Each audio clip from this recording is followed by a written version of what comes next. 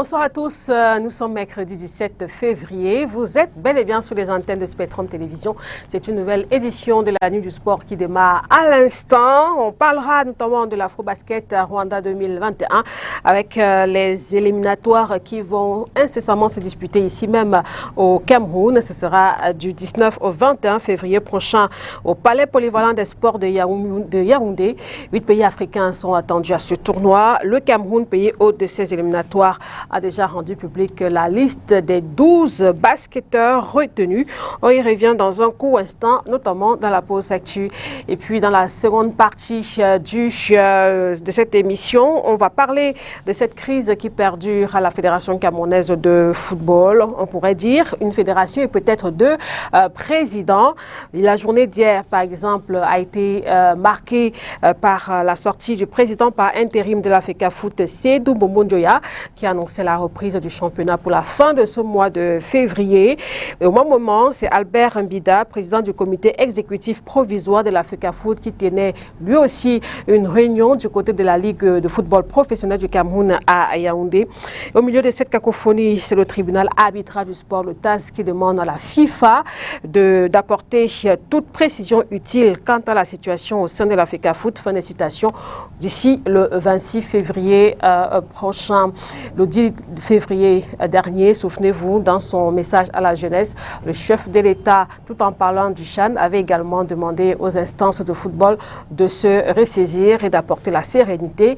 Est-ce que ce message sera suivi ou pas? La question est au cœur de la seconde partie de cette émission. Ce soir, nous recevons Jérôme Bango, qui est agent de joueur. Bonsoir Jérôme. Bonsoir Lydie, bonsoir à l'ensemble des téléspectateurs qui nous suivent. Bonsoir aussi à mes copanélistes. Jacques Gonsu, il a plusieurs casquettes, mais ce soir on va peut-être le présenter comme entraîneur national du 15 féminin du Cameroun. Bonsoir Jacques. Bonsoir Lydie et bonsoir à tous les téléspectateurs qui nous suivent à la maison. Bonsoir aux copanélistes également. Énormément de titres. On s'y perd un peu. Disons que c'est la force du travail qui nous mène là où on est. Hein. On n'a pas triché et on essaie tant qu'on peut rester debout, de nous battre pour apporter le meilleur au sport camerounais. Tout à fait. C'est vrai qu'on va parler rugby tout à l'heure et il sera question pour nous de voir un peu comment est-ce qu'on se redéploie depuis que le Cameroun a été réintégré au niveau de la World Rugby. C'est bien ça. Tout à fait. Constant Elon, le directeur général de Lyon blessé de Foutouni, est avec nous ce soir. Bonsoir Constant, félicitations monsieur le directeur général. Merci Lydie, bonsoir à tous aux millions de téléspectateurs et bonsoir à tous les copanélistes. Voilà pour l'ensemble du panel. Malheureusement, Emmanuel Marob ne sera pas avec nous ce soir. On va donc démarrer tout de suite avec la pause actu. C'est les éliminatoires de l'Afro-Basket 2021. Ça démarre ce vendredi du côté du Palais Polyvalent des Sports de Yaoundé. La sélection nationale masculine est donc en stage pour ce qui est du Cameroun, évidemment. Et ce mini-stage va donc déboucher sur la compétition. On rappelle donc que 12 basketteurs ont été retenus pour prendre part à ces éliminatoires. Il s'agit de Pita Gédéon, Petcom Samir, Moira Aristide, Komé Arnold de FAP de Yaoundé, Jérémy Zoli qu'on connaît très bien, Belek Belle Angelbert, Benoît Bala qui a été aussi retenu comme on peut le voir sur cette image, Naras William qui évolue en France, Jordan Baene qui fait également partie de la liste du Cameroun, Yang Frank, Kene Aziz et Kenneth Kadji. Voilà pour ce qui est des 12 basketteurs qui ont été retenus pour prendre part à ces éliminatoires de l'Afro-Basket 2021 qui va se dérouler du côté du Rwanda. Alors ces éliminatoires, on le rappelle, c'est du 19 au 21 février du côté du Palais Polyvalent des Sports. C'est vrai, peut-être Jean Goksou qui suit évidemment aussi l'actualité liée au basket. Forcément, quand on entend basket, il y en a bien qui s'attendent à voir nos internationaux, nos basketteurs de la NBA, mais ce ne sera pas pour tout de suite. Peut-être pas. Hein. peut-être pas pour tout de suite, mais il faut dire que le Cameroun a l'avantage de jouer à domicile. Oui. Donc c'est très très important. Et si la Fédération et le ministère des Sports prennent des dispositions pour que le public ait accès à la salle tout en respectant les mesures barrières comme la Covid-19. On est toujours dans le contexte Covid. Hein. Voilà, je pense que le public s'est levé, on l'a vu déjà dans cette salle des sports, le public s'est levé ses joueurs, s'est levé la nation pour aller conquérir les titres. Le Cameroun peut jouer, je pense bien que le Cameroun est dans la poule C. Je pense bien. Donc, dans cette poule, il y a la Côte d'Ivoire, il y a la Guinée équatoriale, il y a la Guinée-Conakry. Donc, le Cameroun peut très bien jouer son coup et sortir de cette poule vainqueur. Avec un entraîneur comme Lazare Adingonong, qui connaît bien le pays, ça fait un moment qu'il est là de toute façon. Et pas seulement connaît le pays, parce que quand la longévité d'un entraîneur à un certain poste lui permet de véritablement connaître les adversaires. Il doit suivre également les différentes sélections qu'il a dû affronter au cours de son parcours d'entraîneur. Donc, lui, il doit jouer sur cette expérience-là pour accompagner les jeunes qui sont là. Il y en a déjà qui sont sortis du lot, je pense bien, et qui peuvent être des piliers également à côté de cet entraîneur pour pousser les jeunes joueurs qui sont dans cette équipe à aller chercher le sacre. C'est chez nous qu'on joue, il ne faut pas l'oublier. Ouais. Et c'est un élément important pour aller gagner. Alors, Jean Bango, peut-être un mot aussi sur ces éliminatoires.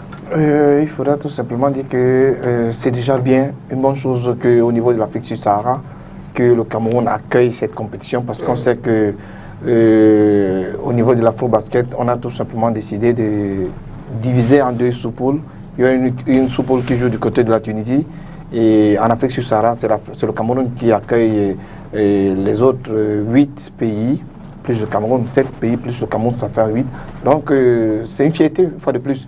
Et que de savoir que les décisions n'ont pas encore été prises du côté de l'afro-basket, que de savoir s'il y aura le public au stade, et la pandémie obligeant, tout simplement de le faire. Et on espère que, raison à tort pour lequel nos jeunes frères qui sont du côté de la NBA n'étant pas arrivés, ça permet tout simplement aux autres. Je crois que nous sommes en pleine saison. Voilà, ça permet aux autres de prouver les talents, de montrer de quoi ils sont capables de valeur. Et comme tu l'as si bien dit tantôt, la longévité de l'entraîneur pousse fait qu'il connaît et quel élément avoir auprès de lui pour pouvoir, je veux dire, donner la force à l'équipe du Cameroun pour qu'elle se hisse au sommet. Donc, on espère que tout devra bien se jouer. Mais il faudra aussi tenir compte que les groupes capteurs sont là, l'Angola et les autres. Donc, ça devait se discuter. On a tout simplement une fierté d'être Camerounais pour l'instant parce que les grosses compétitions viennent du côté du Cameroun ces derniers temps. Alors, Constant, vous venez de Yaoundé. Quelle est un peu l'ambiance dans la capitale à quelques jours du démarrage de ces éliminatoires de l'afro-basket? C'est vrai, c'est pas le foot, mais quand même, c'est une compétition aussi importante que le Cameroun s'apprête à accueillir. Mais il faut dire que j'ai d'abord eu la chance de côtoyer certains responsables de la Fédération camerounaise de basketball. C'est 12 joueurs qui ont été appelés, parmi lesquels nous avons 9 professionnels, pas des moindres, qui évoluent pour la plupart en France, en Italie et en Tunisie. Et ce sont des gars, pour la plupart, qui ont d'abord joué au Cameroun avant d'aller vendre leur talent ailleurs. Aujourd'hui, c'est des gars que le coach Lazare Adingonong connaît depuis leur début ici au Cameroun. Et pour la plupart, et des trois locaux qu'il y a là, ce sont des ex-professionnels, des jeunes qui ont tenté une aventure professionnelle. Du côté de la Tunisie, je pense que c'est une équipe qui a une très bonne expérience. Maintenant, pour revenir à votre question sur l'ambiance au niveau de la capitale, vous savez, nous sommes à une période Covid, mais au vu des derniers événements qui se déroulent du côté du Palais des Sports, on a vu un engouement du public, un engouement satisfaisant du public qui veut prendre d'assaut, qui voudrait prendre d'assaut des différentes arènes sportives, question de pouvoir accompagner les équipes nationales.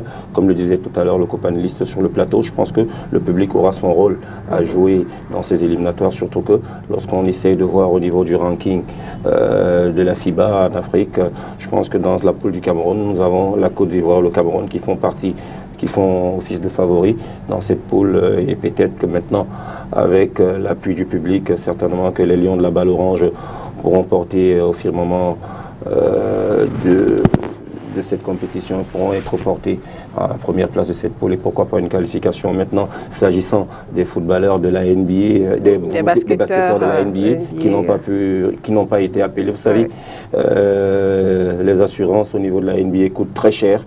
Et pour la fédération, il faudrait d'ailleurs d'abord passer des accords avec les clubs et la NBA pour que ces derniers puissent rejoindre l'équipe nationale de basket du Cameroun. Mais on espère que si le Cameroun se qualifie, peut-être qu'on aura d'autres gros noms qui vont rejoindre cette équipe. Mais déjà, on a cette équipe qui sera conduite par Kenneth Kadi et les autres. On espère simplement qu'au soir de dimanche, nous aurons une équipe nationale du Cameroun qui se préparera pour la phase finale de cette Afro-Basket. Bah, surtout qu'on joue à domicile, comme disait Jean Gorsu. On l'espère maintenant. Le sport a ses réalités. C'est celui qui se prépare le mieux. Et ça dépendra aussi de la forme du jour, surtout que ces éliminatoires vont se discuter sur 3 jours, à savoir vendredi, samedi et dimanche. On espère simplement que nos garçons seront au mieux de leur forme et qui pourront être portés malgré les mesures barrières par le public qui sera accepté au Paposi de Yaoundé. C'est vrai que le secrétaire général de l'Africa Basket disait la NBA c'est la pleine saison, donc c'est extrêmement difficile de convoquer un joueur dans le contexte actuel. Mais quand même, Jacques, on va remarquer de plus en plus le Cameroun qui est la capitale des événements sportifs important. Ça faisait un moment. Oui. Ça faisait vraiment un moment. Et c'est là que cette question revenait tout le temps. On ne peut pas être un grand pays de sport et tout le temps on est obligé d'aller jouer chez d'autres personnes et pas chez nous. Bon, vous interpellez là mon avis sur les infrastructures au niveau de Cameroun, parce qu'on n'organise pas un événement sans se doter d'infrastructures. Là, on salue la présence des infrastructures qui sont déjà... C'est là, à peine le champ terminé, voilà. Nous sommes dans les éliminatoires de la basket. Et bien d'autres, on n'est pas encore là où on voudrait être, mais ce qui est fait déjà est à saluer. Et vous voyez vous-même, après, il faut descendre à la base, parce que là, on a construit des infrastructures pour les grands événements. Et nous disons merci pour ces infrastructures. Là, il faudrait les entretenir. Il faudrait les entretenir parce que ça pose énormément de problèmes. Du côté du Gabon, on a vu des infrastructures qui étaient allouées aux compétitions internationales, notamment au football, qui sont devenues vétustes. Il n'y a plus moyen, totalement détruits pour certains. Donc, on ne voudrait pas tomber dans ce type d'investissement où après 2 ans, 3 ans, il n'y a plus rien pour les jeunes qui viennent derrière. C'est très important, pas seulement pour les compétitions, et même pour l'émulation des jeunes qui sont encadrés dans les écoles. Quand un jeune regarde, il se dit demain je vais m'exprimer à l'annexe du stade omnisport de Bipanta, c'est beau, c'est gazonné. Non, je suis content de prendre une photo, je suis content qu'on vienne m'applaudir derrière dans ce type d'infrastructure. Vraiment, il est motivé et il n'a pas de problème à évoluer demain en Europe quand il se retrouve dans les mêmes conditions. Parce que taper sur du stade caillouteux, c'est différent de taper sur du gazon où le ballon va directement au partenaire. Donc nous saluons ces infrastructures et nous encourageons l'État à faire encore plus pour accompagner le mouvement sportif camerounais. Quand vous dites revenir à la base, ça veut dire quoi ? Les infrastructures, ça va commencer dans les arrondissements. Les espaces verts doivent être exploités pour nous construire des petits gymnases, basket, football, où on occupe la jeunesse parce que les talents sportifs, ils sont nombreux au Cameroun. Et nous, on n'a peut-être pas des championnats professionnels au Cameroun, mais nous avons produit beaucoup de professionnels au Cameroun à travers la formation de ces jeunes-là, qui gagnent aisément leur vie. Certains sont multimillionnaires, d'autres vont friser les milliards. Et Tofis est sorti d'ici. S'il faut citer des personnes comme Eto, ils sont sortis d'ici. Au basket, on a vu les Kadji qui pèsent énormément lourd aujourd'hui. Voilà, ils sont nombreux. Aujourd'hui, on a Francis Ngannou qui sort du lot également au niveau des gants, donc du Marshall Mix A. Donc, c'est à partir d'ici qu'ils ont commencé pour arriver de l'autre côté. Alors, on va évidemment suivre ces éliminatoires de l'Afro-Basket. On rappelle les dates au Palais Polyvalent des Sports, c'est du 19 au 21 février prochain. On reviendra la semaine prochaine pour faire le point de ces éliminatoires. On reste avec vous, Jean Gorsu, pour parler cette fois de rugby. Le rugby qui est en train de se redéployer depuis un certain temps. Il y a notamment ce tournoi féminin qui est annoncé pour ce week-end du côté de Yaoundé. Il s'agira de quoi exactement? C'est une journée de développement. C'est une journée de développement de la Fédération camerounaise de rugby où tous les clubs féminins vont se retrouver à Yaoundé au stade annexe numéro 2 pour pouvoir jouer et nous permettre de détecter celles qui se sont améliorées pour préparer la future équipe nationale. Donc ces rencontres vont leur permettre de se connaître c'est un brassage, c'est une journée de brassage du rugby féminin. On a près de 5 clubs à 15 qui sont attendus. Il y aura également des équipes à 7 et du rugby féminin jeune où on va voir des jeunes filles s'exprimer et nous montrer ce que vaut notre relève. Et comment est-ce que vous avez procédé justement pour regrouper pour pouvoir regrouper ces jeunes filles? C'est un travail de fond, hein, c'est un travail de fond, vous le savez très bien. Le rugby camerounais a connu des secousses comme ça se passe un peu partout dans les fédérations. Nous avons connu des secousses et puis nous sommes un peu... C'est fini déjà disons qu'il y a une accalmie, il y a une paix des braves qui est manifestée. On a préféré rentrer les ongles pour pouvoir travailler sur le développement et sur l'honneur du Cameroun à l'international. Parce que le travail nous a permis de faire quoi? Avec ceux qui sont aux commandes aujourd'hui, c'est nous travaillons en synergie. Le travail piloté aujourd'hui par Marc et Sono nous a permis de faire que le Cameroun soit remis sur la scène internationale. C'est-à-dire que nous avons travaillé dans le développement, la formation des éducateurs, la formation des entraîneurs, le développement des pôles jeunes, et nous avons divisé le Cameroun en 4 grands pôles. Donc, ces grands pôles-là, aujourd'hui, ont permis d'avoir un championnat. Et nous avons une inspection de la World Rugby, qui est l'instance fêtière internationale, et de Rugby Afrique, qui est notre confédération africaine de rugby. Donc, ces 2 instances sont arrivées au Cameroun, ont regardé le travail qui a été fait, et avec l'accompagnement du ministère des Sports et du comité olympique sportif du Cameroun, nous avons pu obtenir la remise en selle de l'équipe nationale, des équipes nationales du Cameroun, parce que le 15 masculin a été remis en selle et le féminin, qui a déployé un très beau jeu ce jour-là, a bénéficié vraiment d'une attention particulière de ces experts. Ils nous ont dit, écoutez, c'est pas pour vous flatter, vous pouvez rivaliser avec l'Afrique du Sud. D'où un accent est mis aujourd'hui sur le rugby féminin, où beaucoup de femmes d'ailleurs commencent à s'intéresser à cette discipline. Alors, le rugby féminin, ce tournoi que vous organisez à Yaoundé, est-ce qu'il faudrait peut-être attendre à des exemples similaires aussi dans d'autres villes, dans d'autres parties du Cameroun? Bien sûr, je vous l'ai dit tout à l'heure, hein, le Cameroun, pour nous, le Cameroun du rugby est divisé en pôles de développement d'abord, et Douala aura, en fonction de la disponibilité des stades, parce que nous avons fait une requête auprès du ministre des Sports pour demander la disponibilité des stades. Vous êtes témoin de l'histoire, vous êtes journaliste sportif et vous couvrez les terrains depuis très longtemps. Vous avez vu, nous sommes capables, autant que le football, de remplir les mêmes stades. Tout à fait. Donc nous sommes capables de le faire. Nous demandons juste au ministre des Sports de nous permettre d'avoir accès à ces stades-là et de pratiquer le rugby en toute sécurité. Bon, le ministre, c'est dans les couloirs du ministre pour étude. Vous n'avez pas encore eu de réponse? Je pense que ça ne va pas tarder, puisque nous sommes accompagnés par ce ministère des Sports. Donc, nous travaillons en synergie avec tous ces cadres-là, avec le ministre qui chapeaute. Donc, on aura certainement des stages. Je reste sur une pensée positive pour ces stades-là.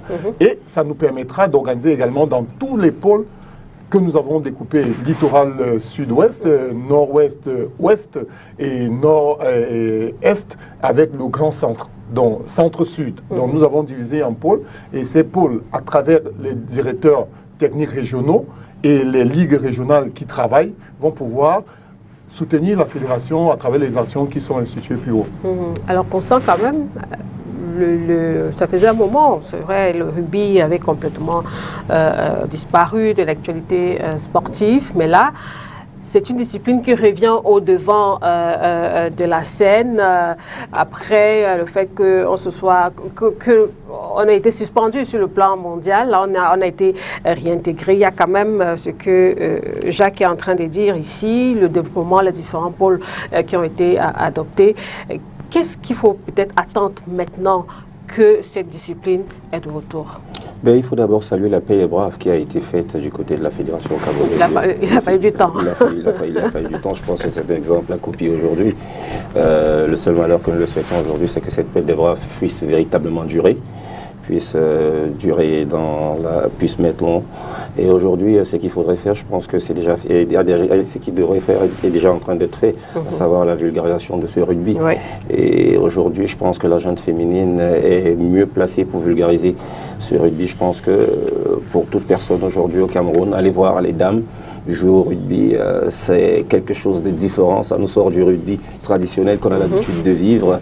Même si sur le plan mondial, c'est déjà autre chose, mais on espère simplement que, à travers ces multiples regroupements, plusieurs autres jeunes vont d'ailleurs s'adonner à cette discipline et pourquoi pas avoir des équipes nationales de rugby, un peu à l'exemple du volleyball, qui vont plafonner sur l'échelle continentale dans les semaines ou dans les mois ou pourquoi pas dans les années à venir. On y pense quand même. Mais bien sûr, le travail de... que Constant évoque là. Mais bien sûr, nous avons des ambitions, nous avons des objectifs bien définis. C'est-à-dire que le Cameroun, je vais vous citer des exemples, parce qu'autant vous parlez des Kenneth Kadi et des autres basketteurs qui évoluent au niveau de la NBA.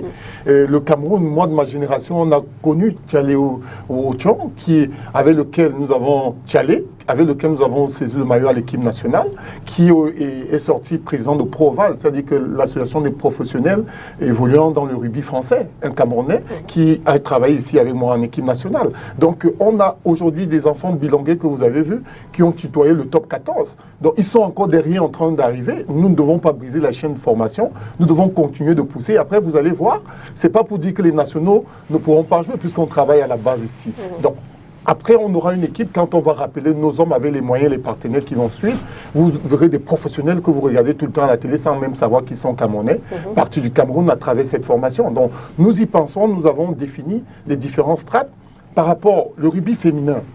Il faut rester un peu sur le rugby féminin parce que c'est un peu la petite galette, la petite cerise de la fédération.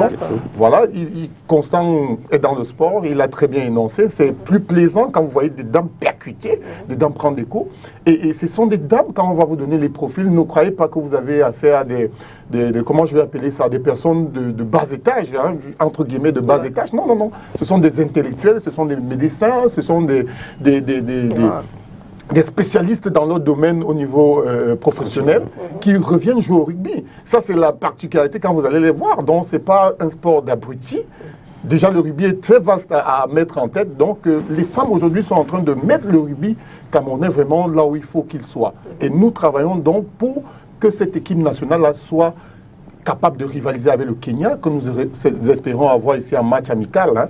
L'Ouganda, l'Afrique du Sud et Madagascar qui chapeautent un peu la tête du rugby féminin en Afrique. Donc nous comptons véritablement, nous avons les moyens, nous avons les athlètes à préparer et le dispositif qui est mis en place va nous permettre, avec les profils que nous avons déjà, on voit la lueur d'espoir avec un Cameroun-Kenya en match amical ici avec un stade omnisport. Ce serait formidable. Ah ben oui, c'est pas impossible, peut-être dans les tout prochains mois.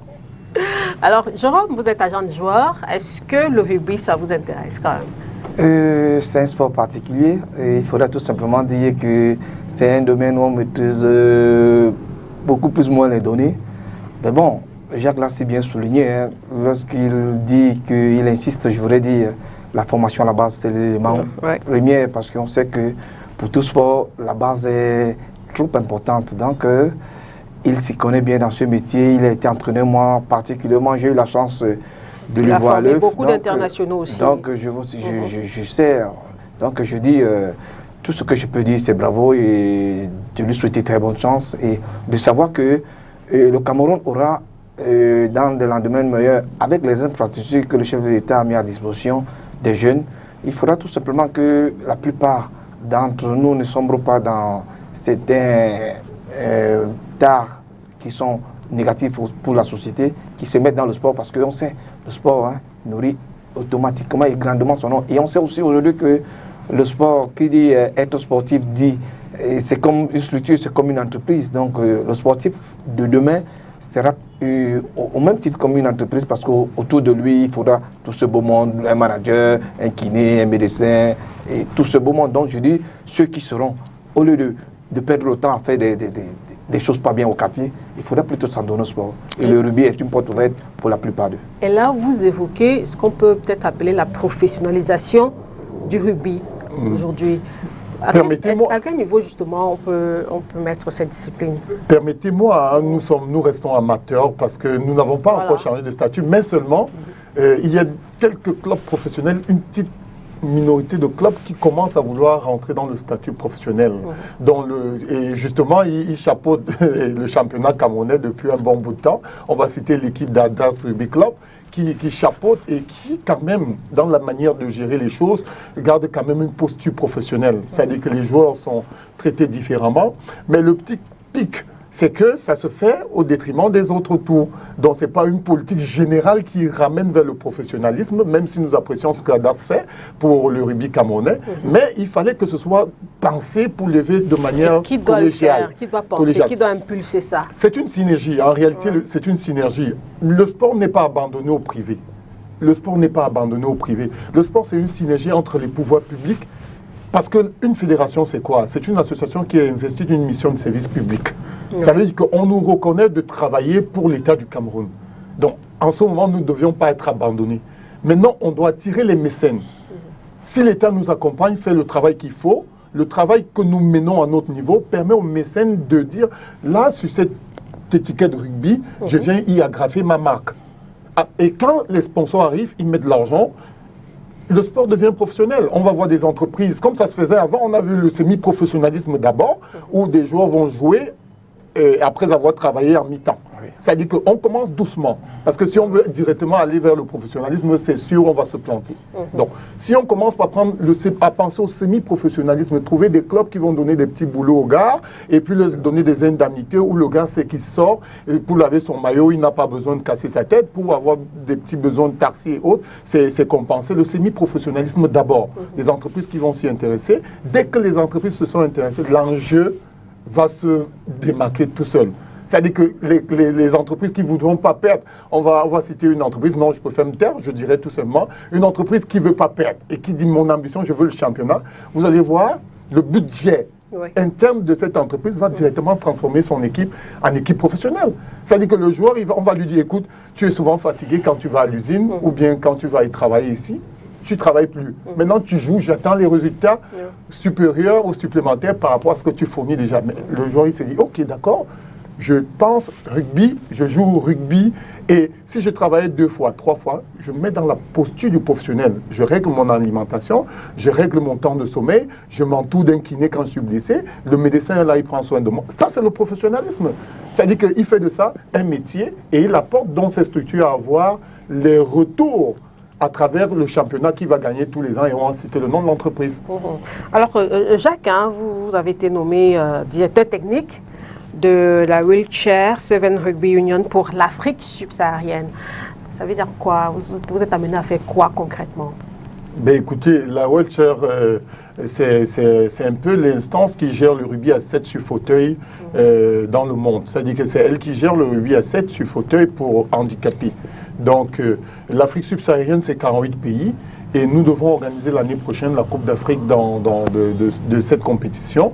Ça, il y a un gros travail qui doit être fait en fond. Il faudrait que les autres nations, on en a une dizaine maintenant, il faudrait que les autres nations commencent à adhérer, puisqu'il y a une dizaine de nations qui ont déjà signé leur adhésion au niveau de l'Afrique subsaharienne. Et il y a 10 autres qui sont en étude au niveau des fédérations concernées, parce que c'est un double sport qui va mettre la fédération de rugby du pays avec la fédération paralympique ou pour déficients physiques. Donc, ce n'est pas comme si on s'adressait directement à une fédération pour qu'elle adhère. Il faudrait que les deux se mettent en synergie pour pouvoir gérer ce sport-là chez eux. Donc, le rugby sur fauteuil, au niveau du Cameroun, va commencer. Vous allez commencer à avoir des compétitions. On travaille dessus pour la formation des futurs encadreurs. Et c'est ce que je vais m'atteler à faire, former les encadreurs africains pour ce qui concerne la Wheelchair et suivre les compétitions africaines. Vraiment un travail de direction technique, comme vous l'avez évoqué, au niveau de ces 48 pays-là. Et aujourd'hui, quand même, où est-ce qu'on peut placer notre pays sur le plan africain en ce qui concerne le rugby? Bon, on saurait le situer sans dire là où nous étions. Nous avons fait partie d'une génération qui a placé le rugby, quand nous étions à l'équipe nationale, nous avons placé le rugby parmi les 10 meilleures nations africaines de rugby. Le président sud-africain en Zambie l'avait dit lors de cette finale contre la Zambie à Lusaka. Il avait dit, écoutez, le Cameroun, il faut le craindre. Ces garçons arrivent et ils arrivent en force. il n'avait pas menti parce que la plupart ont joué au niveau professionnel et dans les très grands clubs. Donc, il avait très bien vu le jeu qui était produit et l'encadrement qui nous entourait à ce moment-là. Donc, nous étions parmi les 10 et à la 7e place, nous avons même discuté le dernier carré de qualification pour les Coupes du Monde au niveau de l'Afrique. Donc, nous avons fait cela. Mais aujourd'hui, avec les problèmes, nous avons régressé et nous sommes aujourd'hui dans la poule C pour recommencer. Donc, il faudra travailler énormément au niveau du rugby masculin pour reprendre notre place d'antan et pourquoi pas passer au-dessus. Nous avons quand même un avantage. Si la politique nationale au niveau des sélections voudrait qu'on s'appesantisse sur les rugbymen issus du terroir, parce qu'ici nous avons une bonne formation également, nous ne crachons pas sur nos professionnels qui sont du côté de l'extérieur et qui sont prisés par les grands clubs. Donc, quand on aura les moyens de faire revenir nos professionnels pour participer aux compétitions internationales, écoutez-moi, le nom du Cameroun va très vite briller sur la scène internationale. Permettez-moi également de parler du rugby à 7 qui est aujourd'hui olympique, pour lesquels c'est ouvert et nous sommes très bien classés. Donc, à nous, avec le comité olympique des sports et sportifs du Cameroun, de travailler pour que le rugby à 7 nous donne cette ouverture sur le monde, parce que le Kenya aujourd'hui tutoie les plus grandes nations du monde. Elles ont même remporté de très grands tournois internationaux. Ils ont, remporté de très grands tournois internationaux. Et ce Kenya, nous avons constamment joué contre le Kenya et nous n'étions pas médiocres. Donc ce sont ces problèmes qui nous ont ramenés au plus bas de l'échelle. Mais ça commence à venir, la formation n'a pas cessé. Et demain, avec l'aide du ministère des Sports, avec l'aide des mécènes, l'aide du Comité national olympique et sportif, l'occasion pour moi de saluer le président Kalkaba qui ne ménage aucun effort pour soutenir le rugby à 7 et le rugby en général au niveau du Comité national olympique sportif. Voilà. Alors Constant, que le Cameroun puisse retrouver cette place parmi les 10 meilleures nations africaines dans cette discipline de rugby, c'est possible ou pas?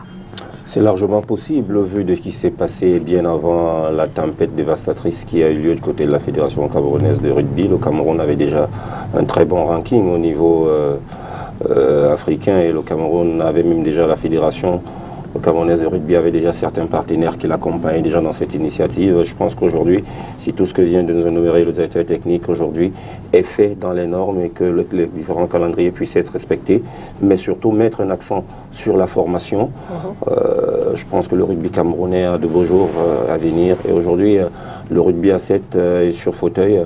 Moi, je ne connaissais pas trop le classement du Cameroun, mais au vu de ce que je viens d'entendre là, je pense qu'il faudra vraiment s'y intéresser maintenant au pouvoir public, aux différents annonceurs, au Comité national olympique, d'essayer de voir comment est-ce qu'ils vont accompagner la Fédération camerounaise de rugby, qui pour moi est une fédération qui est en train de renaître de ses cendres au vu des turbulences qu'elle a traversées. Et si cela est en train d'être fait aujourd'hui, je pense que ça fait partie de l'éclosion du mouvement sportif camerounais national au vu des dernières interpellations du chef de l'État. Je pense que le rugby aujourd'hui fait partie de ces disciplines-là sur lesquelles le Cameroun peut compter, surtout que certaines disciplines aujourd'hui, on attend le Cameroun au niveau des différents championnats, au niveau des différentes compétitions internationales, notamment les Jeux Olympiques. Les projecteurs sont déjà braqués de ce côté. Au rugby, on attend de moins. Je pense qu'il faudrait maximiser de ce côté-là pour qu'on puisse avoir une des équipes nationales de rugby dans toutes les catégories. Question de pouvoir plafonner, comme je le disais tantôt, au niveau continental et pourquoi pas au niveau mondial. Je suis heureux d'entendre aujourd'hui que le Cameroun, pour ceux que je connaissais, parce que moi je connais la génération de rugbyman franco-camerounais, les frères Ntamak, etc. Je connais bien cette génération. Aujourd'hui, lorsque j'apprends qu'il y a encore des jeunes Camerounais qui évoluent en top 14, qui évoluent dans des championnats UP de rugby, moi ça me fait chaud au cœur. Maintenant, il faudrait trouver un moyen comment rassembler tout cela pour que on puisse avoir une véritable équipe, de véritables équipes nationales de rugby, que ce soit au niveau des jeunes, que ce soit au niveau des équipes Fagnon, que ce soit bien sûr au niveau des dames, qui pour moi reste vraiment l'un des points de développement. Peut-être Jérôme, un mot là-dessus aussi. Ce que je pourrais ajouter tout simplement, parce que le directeur technique l'a si bien déjà défini et détaillé. Donc je dirais tout simplement qu'il faudra déjà remercier cette entreprise citoyenne qui apporte un plus à ce sport-là. Donc il faudra tout simplement que les médecins s'y mettent, parce que lorsqu'on dit professionnalisme, il faudra que les entreprises collent l'image au sport. Et que de savoir que la seule entreprise A est particulièrement pour une équipe et que les autres traînent encore la patte, c'est pas facile, mais le projet étant là, on espère tout simplement le lendemain meilleur pour ce sport et pouvoir remonter, pourquoi pas, à l'indice africain au niveau de la FECA Basket. FECA Rugby. FECA Rugby, je voudrais dire. FECA Rugby, voilà. Il faudra peut-être aussi jeter un coup d'œil de temps en temps là-bas. Hein, oui, c'est vrai. Déjà que Jacques est aussi à autre casquette que management. Donc, particulièrement, on se connaît. Une casquette. Voilà, particulièrement, on se connaît. Donc, on en a discuté. Donc, il sait les débois qu'on rencontre au football. Les mêmes débois, il les a rencontrés au niveau du rugby. Donc, on va de temps en temps, lorsque le sport se développe, pourquoi pas aller chercher au handball, pourquoi pas aller chercher les boxeurs, pourquoi pas. Le plus important, c'est que les Camerounais se retrouvent. Aujourd'hui, quand on parle de la NBA, avec la pléthore des Camerounais qui sont dans ce championnat, ce n'est qu'une fierté. Lorsqu'on parle du rugby et lorsqu'on a eu des joueurs comme les frères Tamak et les autres. Donc, à chaque fois, dans un domaine sportif, lorsqu'on trouve un Camerounais, on peut se vanter de dire, OK, nous sommes Camerounais, nous avons le vert ou jaune, on se vante d'avoir ce passeport camerounais, que peut-être d'aucuns ailleurs disent, ça ne vaut pas la peine, mais on a cette fierté, cet orgueil de savoir que nous sommes Camerounais à travers nos stars, nos sportifs que nous avions, qui vantent le nom du Cameroun à l'international. On va sortir de cette première partie de l'émission, toujours avec vous, Jacques, l'agenda, si on peut dire. Oui. Le prochain challenge au niveau de la FECA Rugby, on peut retenir quoi? Bon, disons qu'il y a un championnat national disputé par près de 10 équipes qui se poursuit en ce moment, donc très suivi. Il y a également des tournois jeunes qui se font tous les mois. Presque tous les mois, les tournois dans les pôles jeunes qui s'effectuent. Nous avons le championnat féminin qui prendra son top départ à partir du 13 mars. Mais avant, les filles ont un regroupement le 20 mars à Yaoundé, où nous demandons au public de nous rejoindre au stade annexe numéro 2 pour suivre les filles jouer au rugby et jouer de très belle manière. Vraiment, c'est des spectacles, comme disait Constant, très beaux à regarder. Donc, on a également, du 22 au 26, le premier regroupement l'équipe nationale, les premières présélections des filles pour la préparation de l'équipe nationale. Ce sera du 22 au 26 à Yaoundé. Février. Donc, voilà, février, parce que elles vont être dans un circuit mensuel assez élevé en intensité pour les mettre au niveau. Donc, elles vont beaucoup travailler, elles vont cravacher. Donc, à partir du 22 au 26, elles entrent en stage externe. Il y a une panoplie de stages externes. Je vous fournirai le calendrier puisque vous nous appuyez depuis très longtemps. Vous aurez l'occasion de le transmettre au public pour nous assister lors de tous ces événements. Donc voilà les différents rendez-vous pour le moment. Oui. Parce qu'il y en aura d'autres, forcément. Bien sûr. On va y revenir au fur et à mesure que les choses vont évoluer. Merci beaucoup pour toutes ces précisions par rapport au développement du rugby. Sans transition, on entre dans la seconde partie de cette émission. La crise au niveau de la Fédération de football, ça persiste. Et comme je vous l'annonçais dans l'introduction de cette émission, dans son message adressé à la nation le 10 février dernier, le chef de l'État, tout en revenant sur la 6e édition du championnat d'Afrique des Nations, le CHAN, qui s'est déroulé du 16 au 7 février ici même au Cameroun, a également profiter de cette occasion pour demander aux instances de football de se ressaisir et de ramener la sérénité au sein de cette discipline. Je vous propose de revenir sur cet extrait du discours du chef de l'État le 10 février dernier. Mes chers jeunes compatriotes, la célébration de la fête de la jeunesse cette année intervient peu après le déroulement réussi de la 6e édition du championnat d'Afrique des Nations de football, CHAN Total 2020, que notre pays a eu le privilège d'abriter du 16 janvier au 7 février 2021. Ce fut une belle opportunité de communion avec l'ensemble de la jeunesse sportive africaine et une vitrine pour exposer la vitalité du peuple camerounais. À cette occasion, le Cameroun pays à l'hospitalité légendaire a su y tenir son rang, grâce notamment à la forte mobilisation de sa jeunesse, dynamique, talentueuse et enthousiaste.